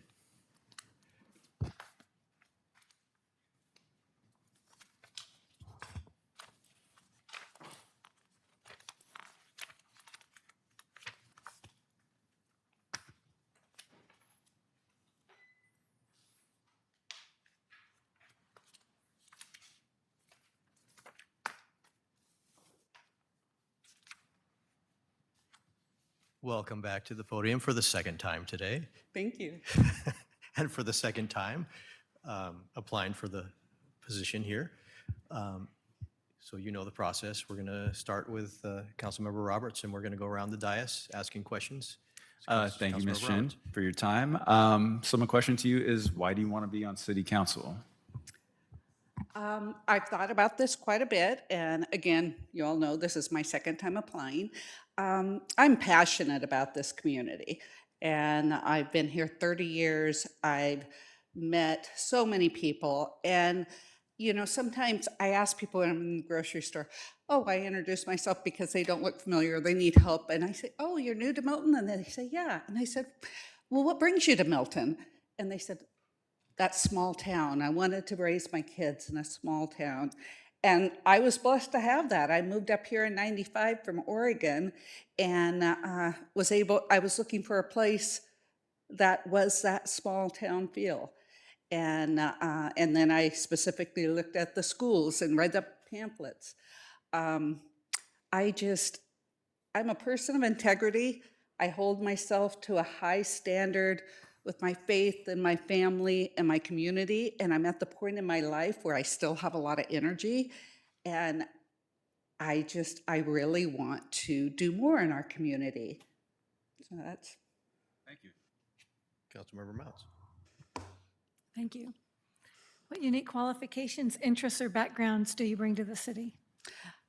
My background is I was a attendance secretary at Surprise Lake Middle School for 18 years, and then the last 2 years I was the office manager at Surprise Lake Middle School. I retired 8 years ago to be able to have more time to spend with my grandchildren, but also I have a lot of volunteer background. I was the PIE president, the Music Booster president. I've been on many boards. I enjoy collaborating. I really strive to be a good listener and also be a problem solver, but problem solving with a group of people so that you can look at it from all the angles and how it's going to impact everyone. And so that's, yeah, I'm on the events committee, and however this works, I plan on staying involved at whatever level with them also. Yeah. All right. You get a question from me too. What, in your view, is the purpose of government at the city level? What is my view of? What, in your view, is the purpose of government at the city level? I'm sorry, I'm having trouble hearing you. I'll do it. What, in your view, is the purpose of government at the city level? Okay, thank you. Yeah. I'm sorry. Not a problem. You know, the government at the city level has to be that rock for the city. You know, it just can't, happen and improve or without some structure. What I would love to see, and I'm learning more now too, is more communication, and I'm not sure where it needs to come from, but more of the community members knowing what's going on at city council level. When I first started coming to council meetings, I was kind of surprised that there wasn't a lot of people in attendance. And so I feel like it's the structure that's gonna not only handle funds in a proper manner, handle, codes and rules, but like how, it's exciting to hear about the sidewalk proposals and the bike lanes and things, but just that, that structure, that rock that keeps Milton what it is and what it can be or what it can continue to be. Councilmember Cedar. Have you read Milton's current comprehensive plan? And if so, what part of the plan do you think is most important? And if not, why not? I haven't.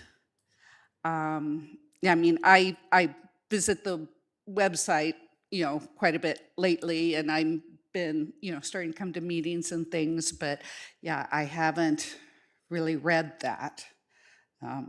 that's something that I'm definitely going to do. Councilmember Moore. Thank you, Mayor. Describe a time when you had to make a dissenting decision based on personal ethics that would affect your family, community, or colleagues, and explain your thought process as you came to your conclusion. There have been, this is recent, there have been a couple of recent things in the last probably 6 months. Not that I like social media as an avenue for communication, but the reality is it sometimes is. And in our EMF Cooler, our group, sometimes things can just go and all of a sudden it's taken to the point where, you know, this council person is a bad person or this person is, and there's been many times where I've done a post, I've thought long and hard about it, and basically it's reminded us all, you know, that these are some hard times. And I know a lot of people have many different opinions, but let's give people grace. And before we say something cruel or that's a bad person because he did this, you know, put ourselves in their shoes.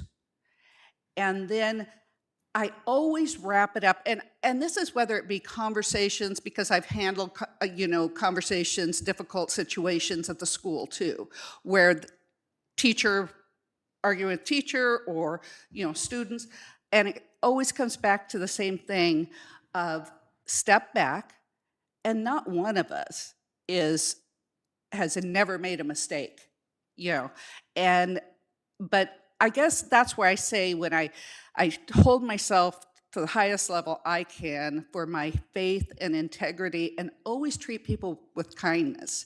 And so when I see some of this stuff on social media, it's literally divisive for the community. And so I have, you know, end saying, you know, we can all do better. Every one of us can do better working together. And I've had people personally message me and thank you, you know, for that reminder. But just I've always gone back to any difficult situations. I step back too and look, okay, am I seeing things clearly? Am I reacting or am I responding? But then just getting back to working together. And except, you know, Milton has changed a lot. I mean, I moved here in '95. We've got, you know, we're blessed with people from all sorts of different backgrounds, all sorts of different walks of life. You know, we have a Ukrainian family straight from the Ukraine during this war, renting the apartment at the front of my house. And they're very shy and very timid about leaving their property. So, you know, we've just started going and greeting them and welcoming them to the community. And they said, you know, they still don't really come too far away from their home, but they're warming up and they're like, you treat us with kindness. And I said, well, that's what Milton's about. Councilmember Hall. Hi. Hi. Have you attended or spoke in a city council meeting? If so, what issues brought you here? I'm sorry, the first part? Have you attended or spoke in a city council meeting? Well,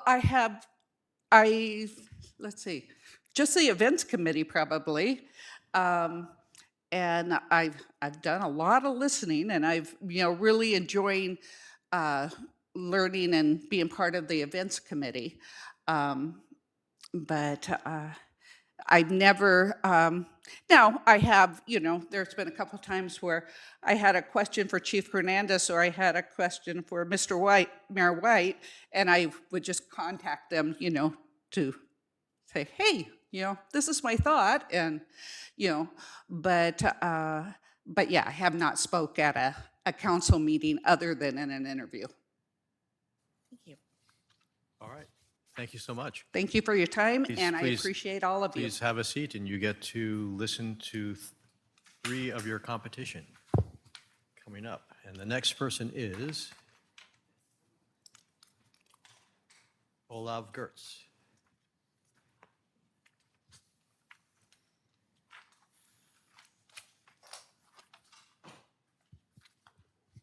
Mayor. I'd like to make a motion to extend the council meeting until 9:30. Oh, Second. we do? Okay. Do I hear a second? Second. It's been moved and seconded to extend the council meeting to 9:30. All in favor? Aye. Any opposed? Okay. We will do so. Hello, sir. Good evening. Welcome. You've done this once before, but we're going to start with Councilmember Roberts and go around the dais and ask you one question each. Hello, Councilmember Mr. Roberts. Gertz. Question for you. Why do you want to be on city council? I lived in Milton my entire life. Went to Milton Elementary, went to Fife High School, and I still live here. My daughter's going to start kindergarten this year. I love what Milton's been my whole life. I like where it's going. Last time I was up here, I didn't even read the comprehensive plan before, but I did, and the plan kind of steals any idea I could try to sell you on improvements, because they're all pretty much great, like adding sidewalks, bike lanes, park, dog park, the slides. I thought that was a rumor, putting slides in the parks, like the long ones. I've seen a lot of changes over the years. I would like to try to protect our tree canopy, but do it wisely and not be too negative on our residents, like financially. I think we need to have smart growth, but keep the small town charm of Milton. I am mostly neutral. I don't have a political agenda. And a lot of people in town I talk to say I should try to run for council at some point in my life. And I always thought it might be when I'm older, but I'm throwing my hat in the ring because seems to be an opening. So that's about it. Are pretty Quick old. answer. Say that again? Kidding. Oh, okay. Councilmember Mounts. Thank you. What unique qualifications, interests, or backgrounds do you bring to the city? I'm a proponent of open government and public safety. Like 8 years ago, I made an app called Pierce County Scanner. It's pretty popular. I think over the past 8 years, it's had just under 50,000 downloads. The average cost of a scanner that can listen to current police technology is about $400 or more. Not a lot of people can afford that. I made the app. There's a lot of scanner apps, but nobody has a Milton. I don't think anybody has Lakewood still. I don't think Puyallup. But yeah, I've worked on it for 8 years. It's free, and I spent time on it, and it's so people can know what's going on in their local community. Just recently, I think it was 2023, I started saving everything, so you can go back and listen to anything that was said since then. I think I keep records longer than 911 does. So, but yeah, I think just I could help with keeping things open, the decisions, making wise decisions. So, yeah. Thank you. And you get a question for me as well. What, in your view, is the purpose of government at the city level? To keep residents safe, manage growth, resources, disasters, maintain utilities,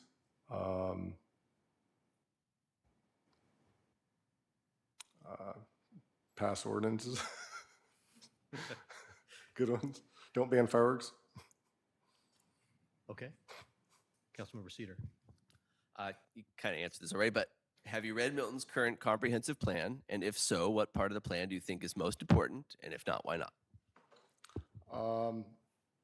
The comprehensive plan does mention that, I'm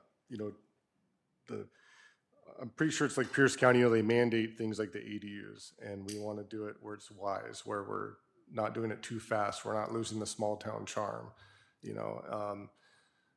cramming too many ADUs in a small place doesn't really fit the multi-generational thing, I don't believe, because normally they're going to sell it to other people. They're not going to be related, and it's going to cram stuff together.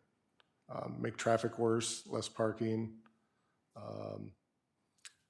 Yeah. I was hoping for your bike lane question. Or I did do some research and talk to people, and I think we should have bike lanes going all the way down Taylor. We should continue down 23rd all the way to the north side of Milton. I don't think we should have one by the school and between the school and 16th where it's really the S curve. I think that can be really dangerous. But maybe cut some side streets to get to that same place. I think I'm comfortable with straightaways and places or stop signs where people will make turns. So just to add to that. Councilmember Poor. Thank you, Mayor. Describe a time when you had to make a dissenting decision based on personal ethics that would affect your family, community, or colleagues, and explain your thought process as you came to your conclusion. I believe you said it was like I made a decision I necessarily don't like, but I had to go with it, right? Well, I just recently joined the Planning Commission, and there's the tree ordinance. I was telling people stories of how I had to take down a few trees recently because half of one fell. I can only afford to take down a couple of them. I can't afford to take down the rest right now, and I'm definitely not going to be able to afford it if that passes. But even though it's a hard pill to swallow, I've seen a lot of changes over the years in Milton of lots being destroyed, like wooded areas we used to play in that somebody didn't complain like, I own that, get out of my yard. It was, we didn't know who owned it. Nobody cared because we weren't damaging it. We were enjoying it. I would like that to continue for my daughter when she gets older. And I don't think we can just take enough property and plant trees and call them parks and accomplish that. So, but that's one decision where like, and the reason I say it's a decision is because I voted to send it to council and I could have just said no. So I wanted to put it in your guys' hands, and I did have a suspicion it would come back to the Planning Commission. Thank you. Councilmember Hall. Hi.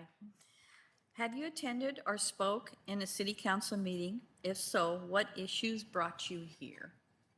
I haven't spoke on a topic. I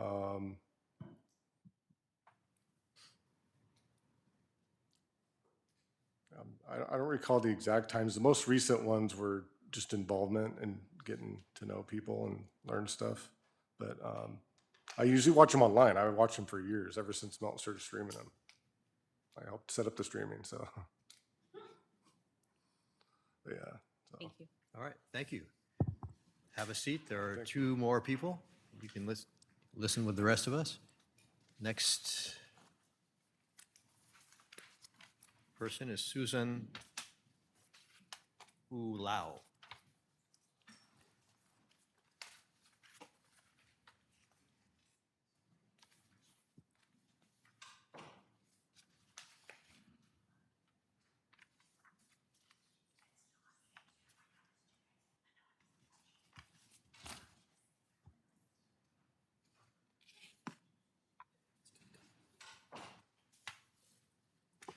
Welcome. We're going to, each council member is going to ask you one question. We're going to start with Councilmember Roberts, and we're going to work our way around the dais. Councilmember Roberts? How do you pronounce your name, your last name? Susan. Oh, last name? Fula'au. Fula'au. Alao. Fula'au. All right, I'll let you say it. I'm not going to mess your name up. Thank you for being here. Thank you. So why do you want to be on city council? So I've lived in Milton for 36 years, and I've seen it grow and develop in different ways. And now my older children are out of the house, graduated, moving on with their adult lives. And so I feel like I just have more time to be able to get connected and be able to be a part of something that was a big part of my life growing up. Thank you. Councilmember Mounds? Thank you. Qualifications, interests, or backgrounds do you bring to the city?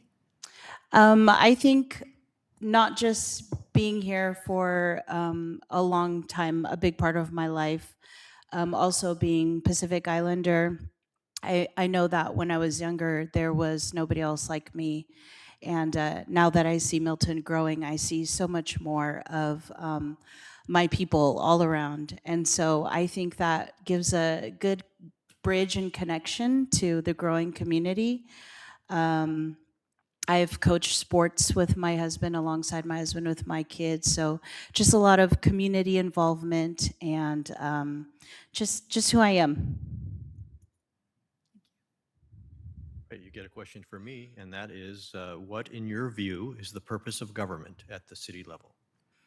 I think for the city level, the purpose of government is to be able to not just educate people, but giving them the ability to get connected with how to have a voice in their community and not just, sit around and complain about everything, but being able to jump in and get involved. And it doesn't have to take like years of schooling or whatever. You can just do it right here, and being able to move our community forward. Thank you. Councilmember Cedar? Have you read Milton's current comprehensive plan? And if so, what part of the plan do you think is most important? And if not, why not?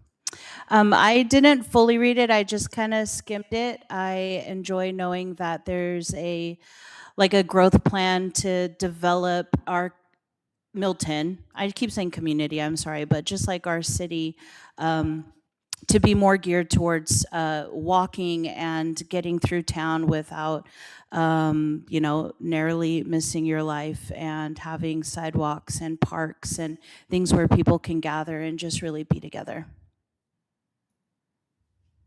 Councilmember Ford? Thank you, Mayor.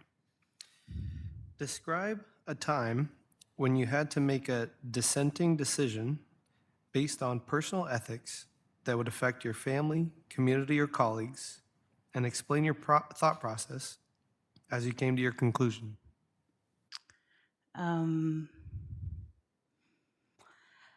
I feel like there's a large part of my life where I have to make those types of decisions based off of things that I believe, the way that I've lived my life before versus the way I live my life now. Probably the biggest one is I pulled my kids out of public school and homeschooled them.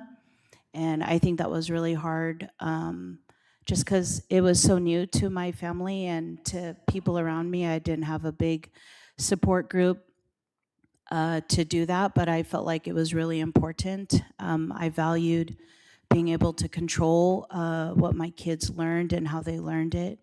And so I had to answer for that all the time. Other things, changing my life, a lifestyle of addiction in the past, and having to live life differently and have those types of conversations why I can't be around family and friends and things like that. I think it's hard to do that, but you have to be able to have a strong why while you're having your discussions and reasons. Hi. Have you attended or spoke in a city council meeting? If so, what issues brought you here?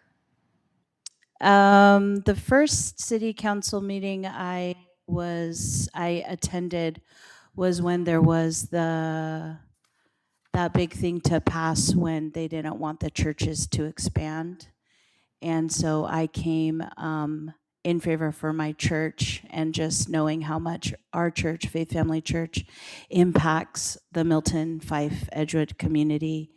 And so I was exposed to that, and then I started coming to the parks planning meetings, and I tried to get involved then, but my kids were a lot younger, so it took away a lot more of my time than now. All right. Thank you so much. Thank you. Have a seat. We have one more person to Awesome. interview. Thank you, guys.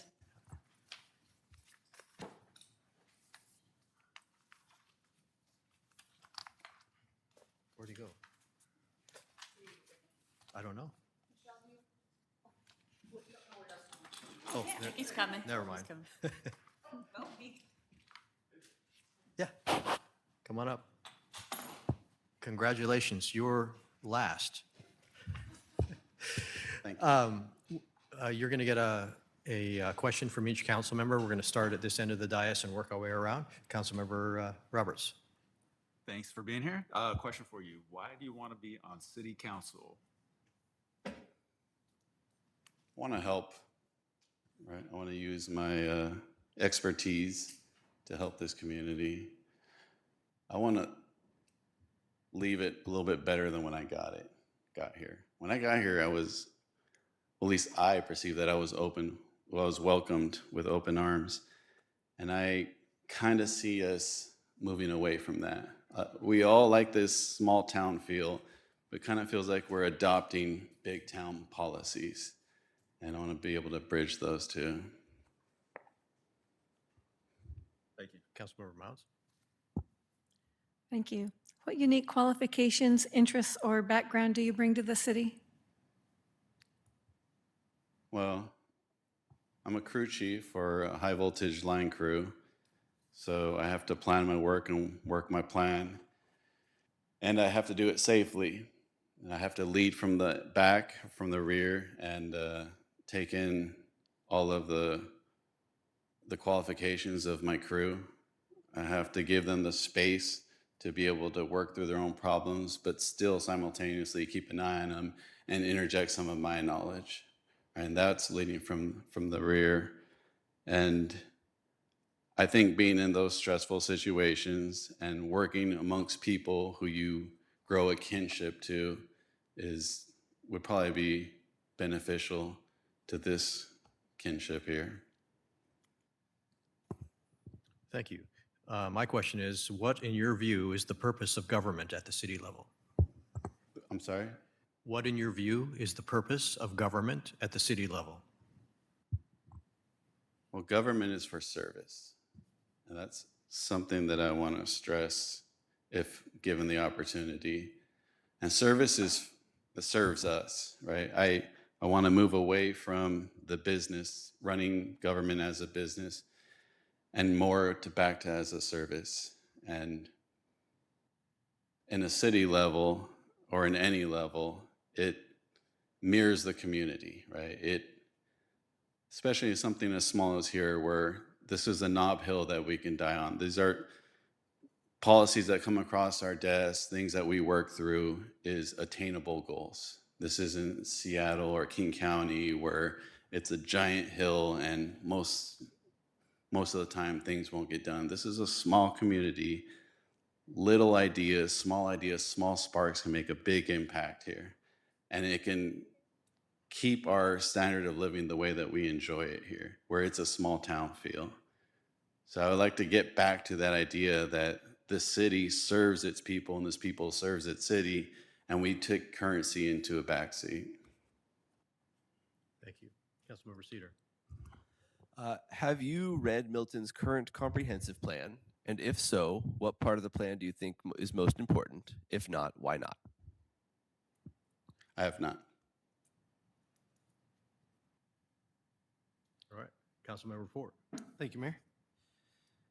Describe a time when you had to make a dissenting decision based on personal ethics that would affect your family, community, or colleagues, and explain your thought process as you came to your conclusion. Oh, well, if we rewind the tape to a couple of weeks ago, I had a dissenting opinion on our animal ordinance.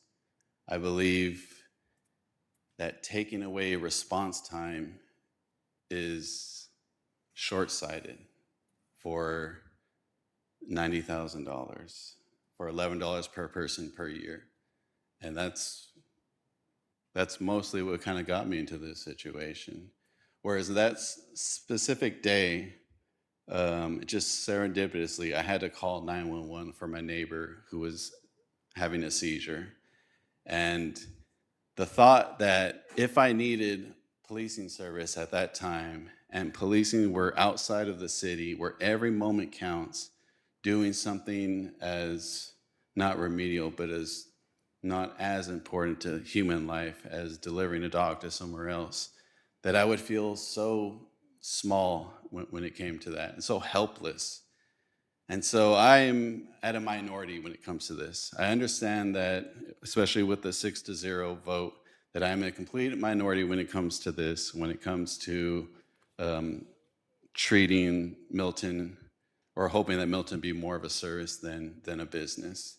That thinking about the lives of the people before we think about the business transactions and how much we're going to save. I feel like the barometer here is how much we can save and get an A on the test because of that. And I think that my back is against the wall when it comes to, we need to kind of turn that thinking back around to small town feel, to where the service is our main goal. And the service is allowing the police, allowing the fire, allowing everyone to do their job with as much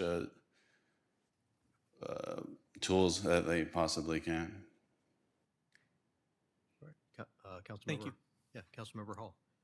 I know you've already answered this one, but have you attended or spoken a city council meeting? If so, what issues brought you here? You basically answered that. Yes, multiple times. The issues of, first was the Easy Fiber, and that was just because I'm a lineman and I know what I'm seeing when it came to the Easy Fiber situation and how they're taking advantage of this small town. And this not being the only town that they took advantage of. Other issues was this heavy truck ordinance coupled with the dog situation, where I kind of see Milton as turning into a pirate ship. And I don't want to do that. We don't want to toll people. We want to be, I was welcomed so much coming here to Milton, and to think that I can cross this bridge and then destroy the bridge behind me for no one else to be able to join me on this side is against my beliefs. I think we should be way more inclusive. I think I think by policing with people instead of technologies is what a small town is, right?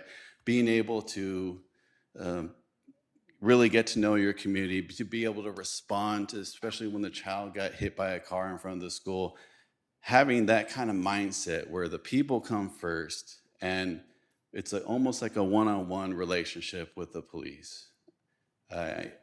I really want to see us get back to that. I feel like when I first moved here, that was without a doubt the way that this town was going. And I know that with budget cuts and maybe pressures from outside, we're somewhat forced to move in a different direction. But I think on this small knob hill that we can make a stand, and we should make a stand. Okay. Thank you. All right. Thank you, sir. Yep. Please have a seat. We probably should vote to extend our meeting once more by at least 15 minutes, I'd say. Would you like to make a motion? Move to extend the city council meeting for extra 15 minutes to 9:45. Second. Been moved and seconded to extend the meeting to 9:45. All in favor? Aye. Any opposed? Motion passes. Okay, we are now, the time is now 9:14.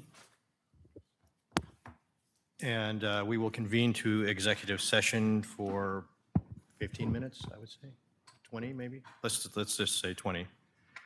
And return at 9:35.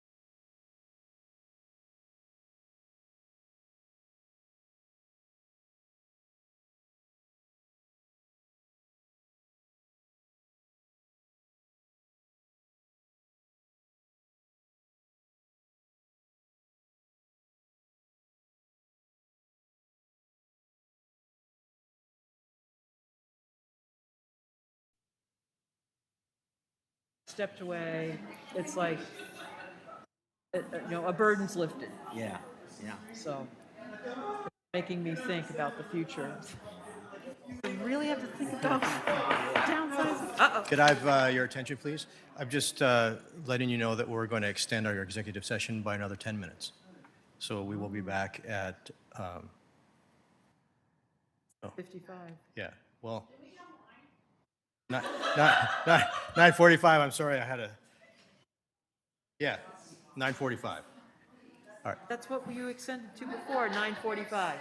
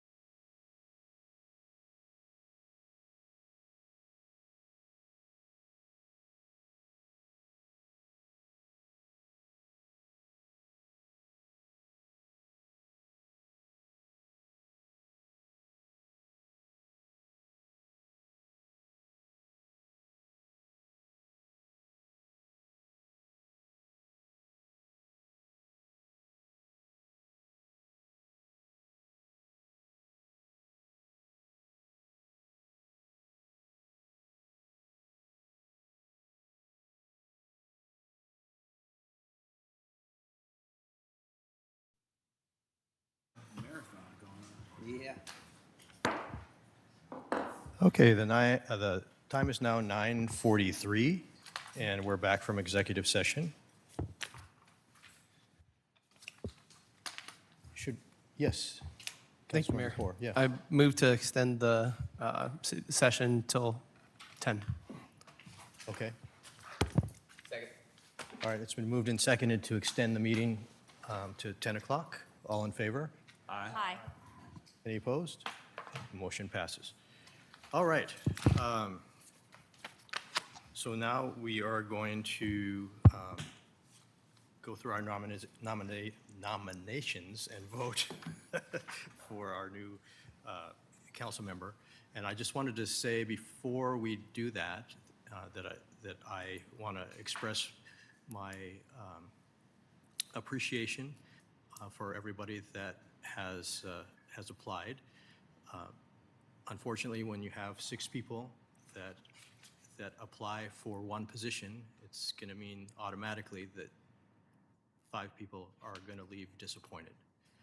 And I'm hoping that if for those that don't win, that you will still remain involved and apply for volunteer opportunities that are available in the city. But at this point, I would accept nominations for Council Seat 7. Councilmember Mounts. I nominate Jill McNally to appoint as candidate to fill council position number 7, beginning immediately through the general election of November 2027. Any additional nominations? Councilmember Hall.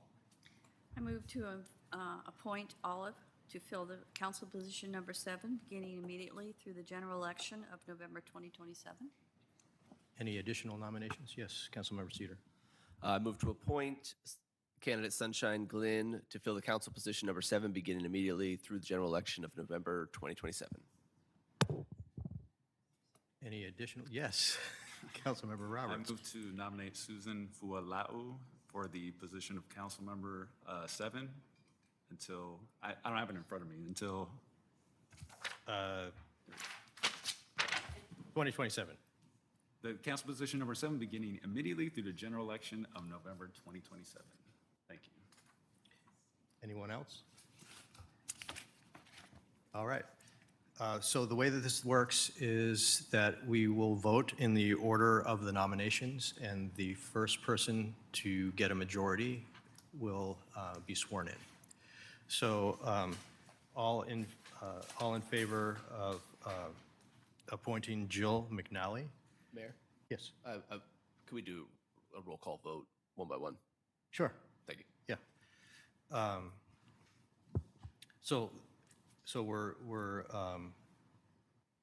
So the action is that we're moving to appoint Jill McNally to fill the council position number 7, beginning immediately through the general election of November 2027. And we'll do a roll call vote.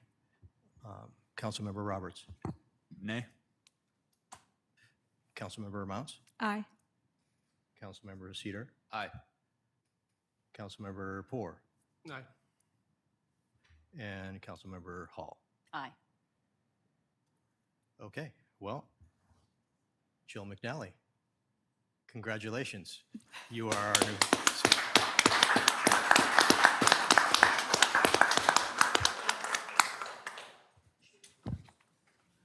So the next thing we will be doing is I will be giving you the oath of office. So if you please come forward.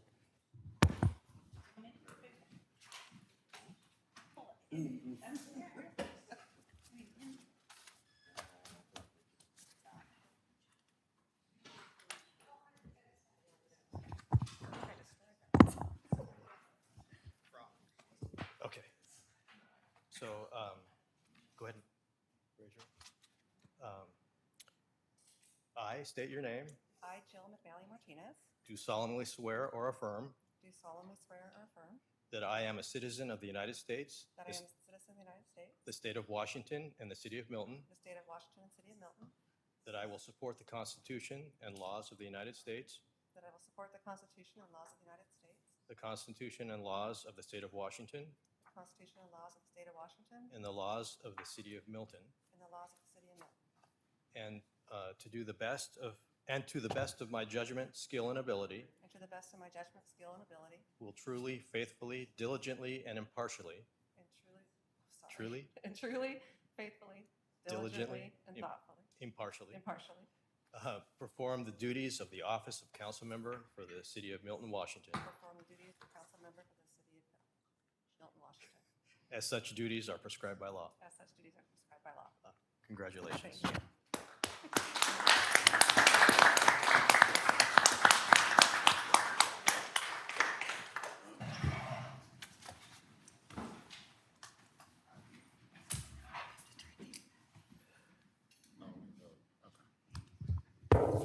All right.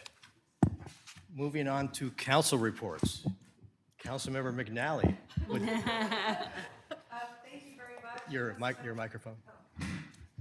I will say, I was the first to go, and that was really tough competition. I'm very honored. Thank you very much. You guys are, yeah, thank you. Appreciate it. Councilmember Hall.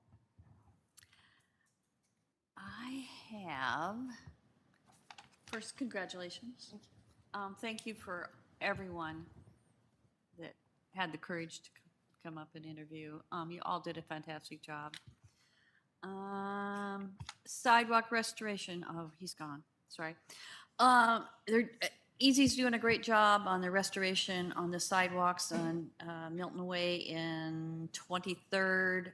Looks great. It was not great before.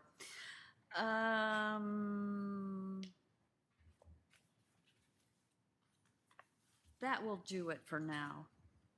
All right, Councilmember Poor. Thank you again, everybody who applied. It was a very hard decision. There are a lot of really good candidates. I hope that you consider reapplying in the future. Councilmember Cedar. I just want to give a shout out, as the chief has recognized before, for the stellar work of our police department, some heroic efforts recently, and really appreciate what you're doing, chief. Thanks. Councilmember Mounds. Yeah, I want to piggyback on that.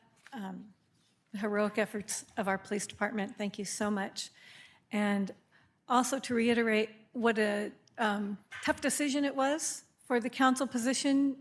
So many great applicants, and I hope to see a lot of volunteering, and I hope to see you all actively engaged in council meetings. Thank you. Councilmember Roberts. Want to congratulate Councilmember Martinez on the new position.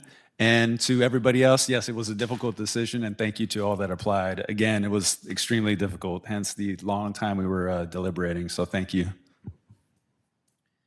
All right, moving on to director reports. Planning Manager Stallnecker. What?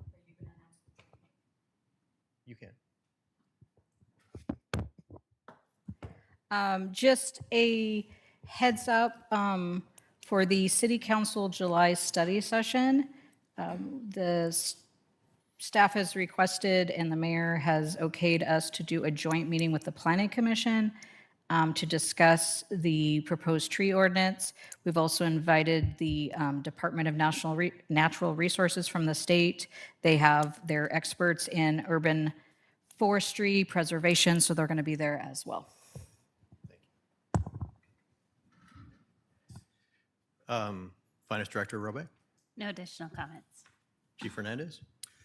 Just wanted to reiterate that we did have a fire, and I had let council know that we had had a fire. And the email that I sent out, I said that I wanted to personally recognize and commend everyone involved in yesterday's residential fire response.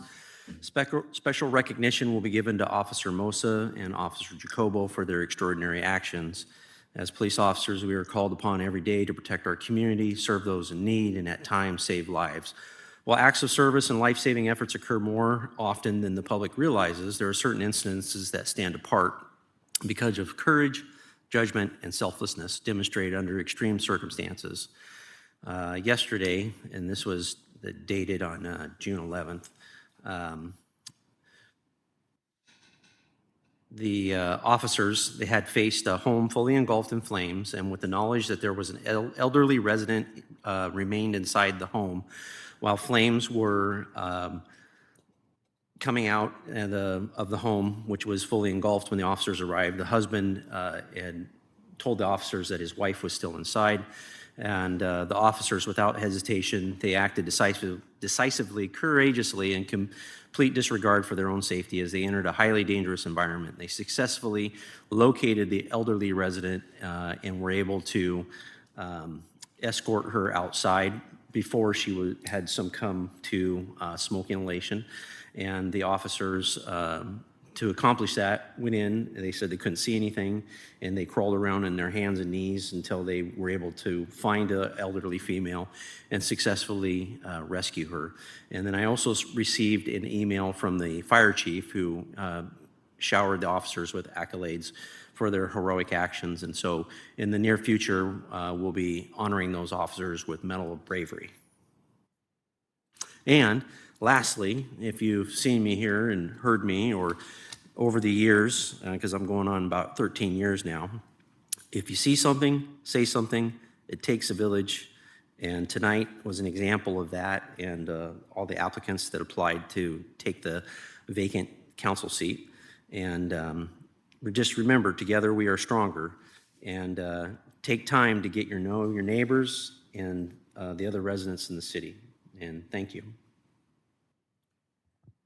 And I'll just reiterate again, thank you again to all of our applicants. I think this pool was probably the best that I've seen since I've been paying attention, since I've lived here, to politics in the city. So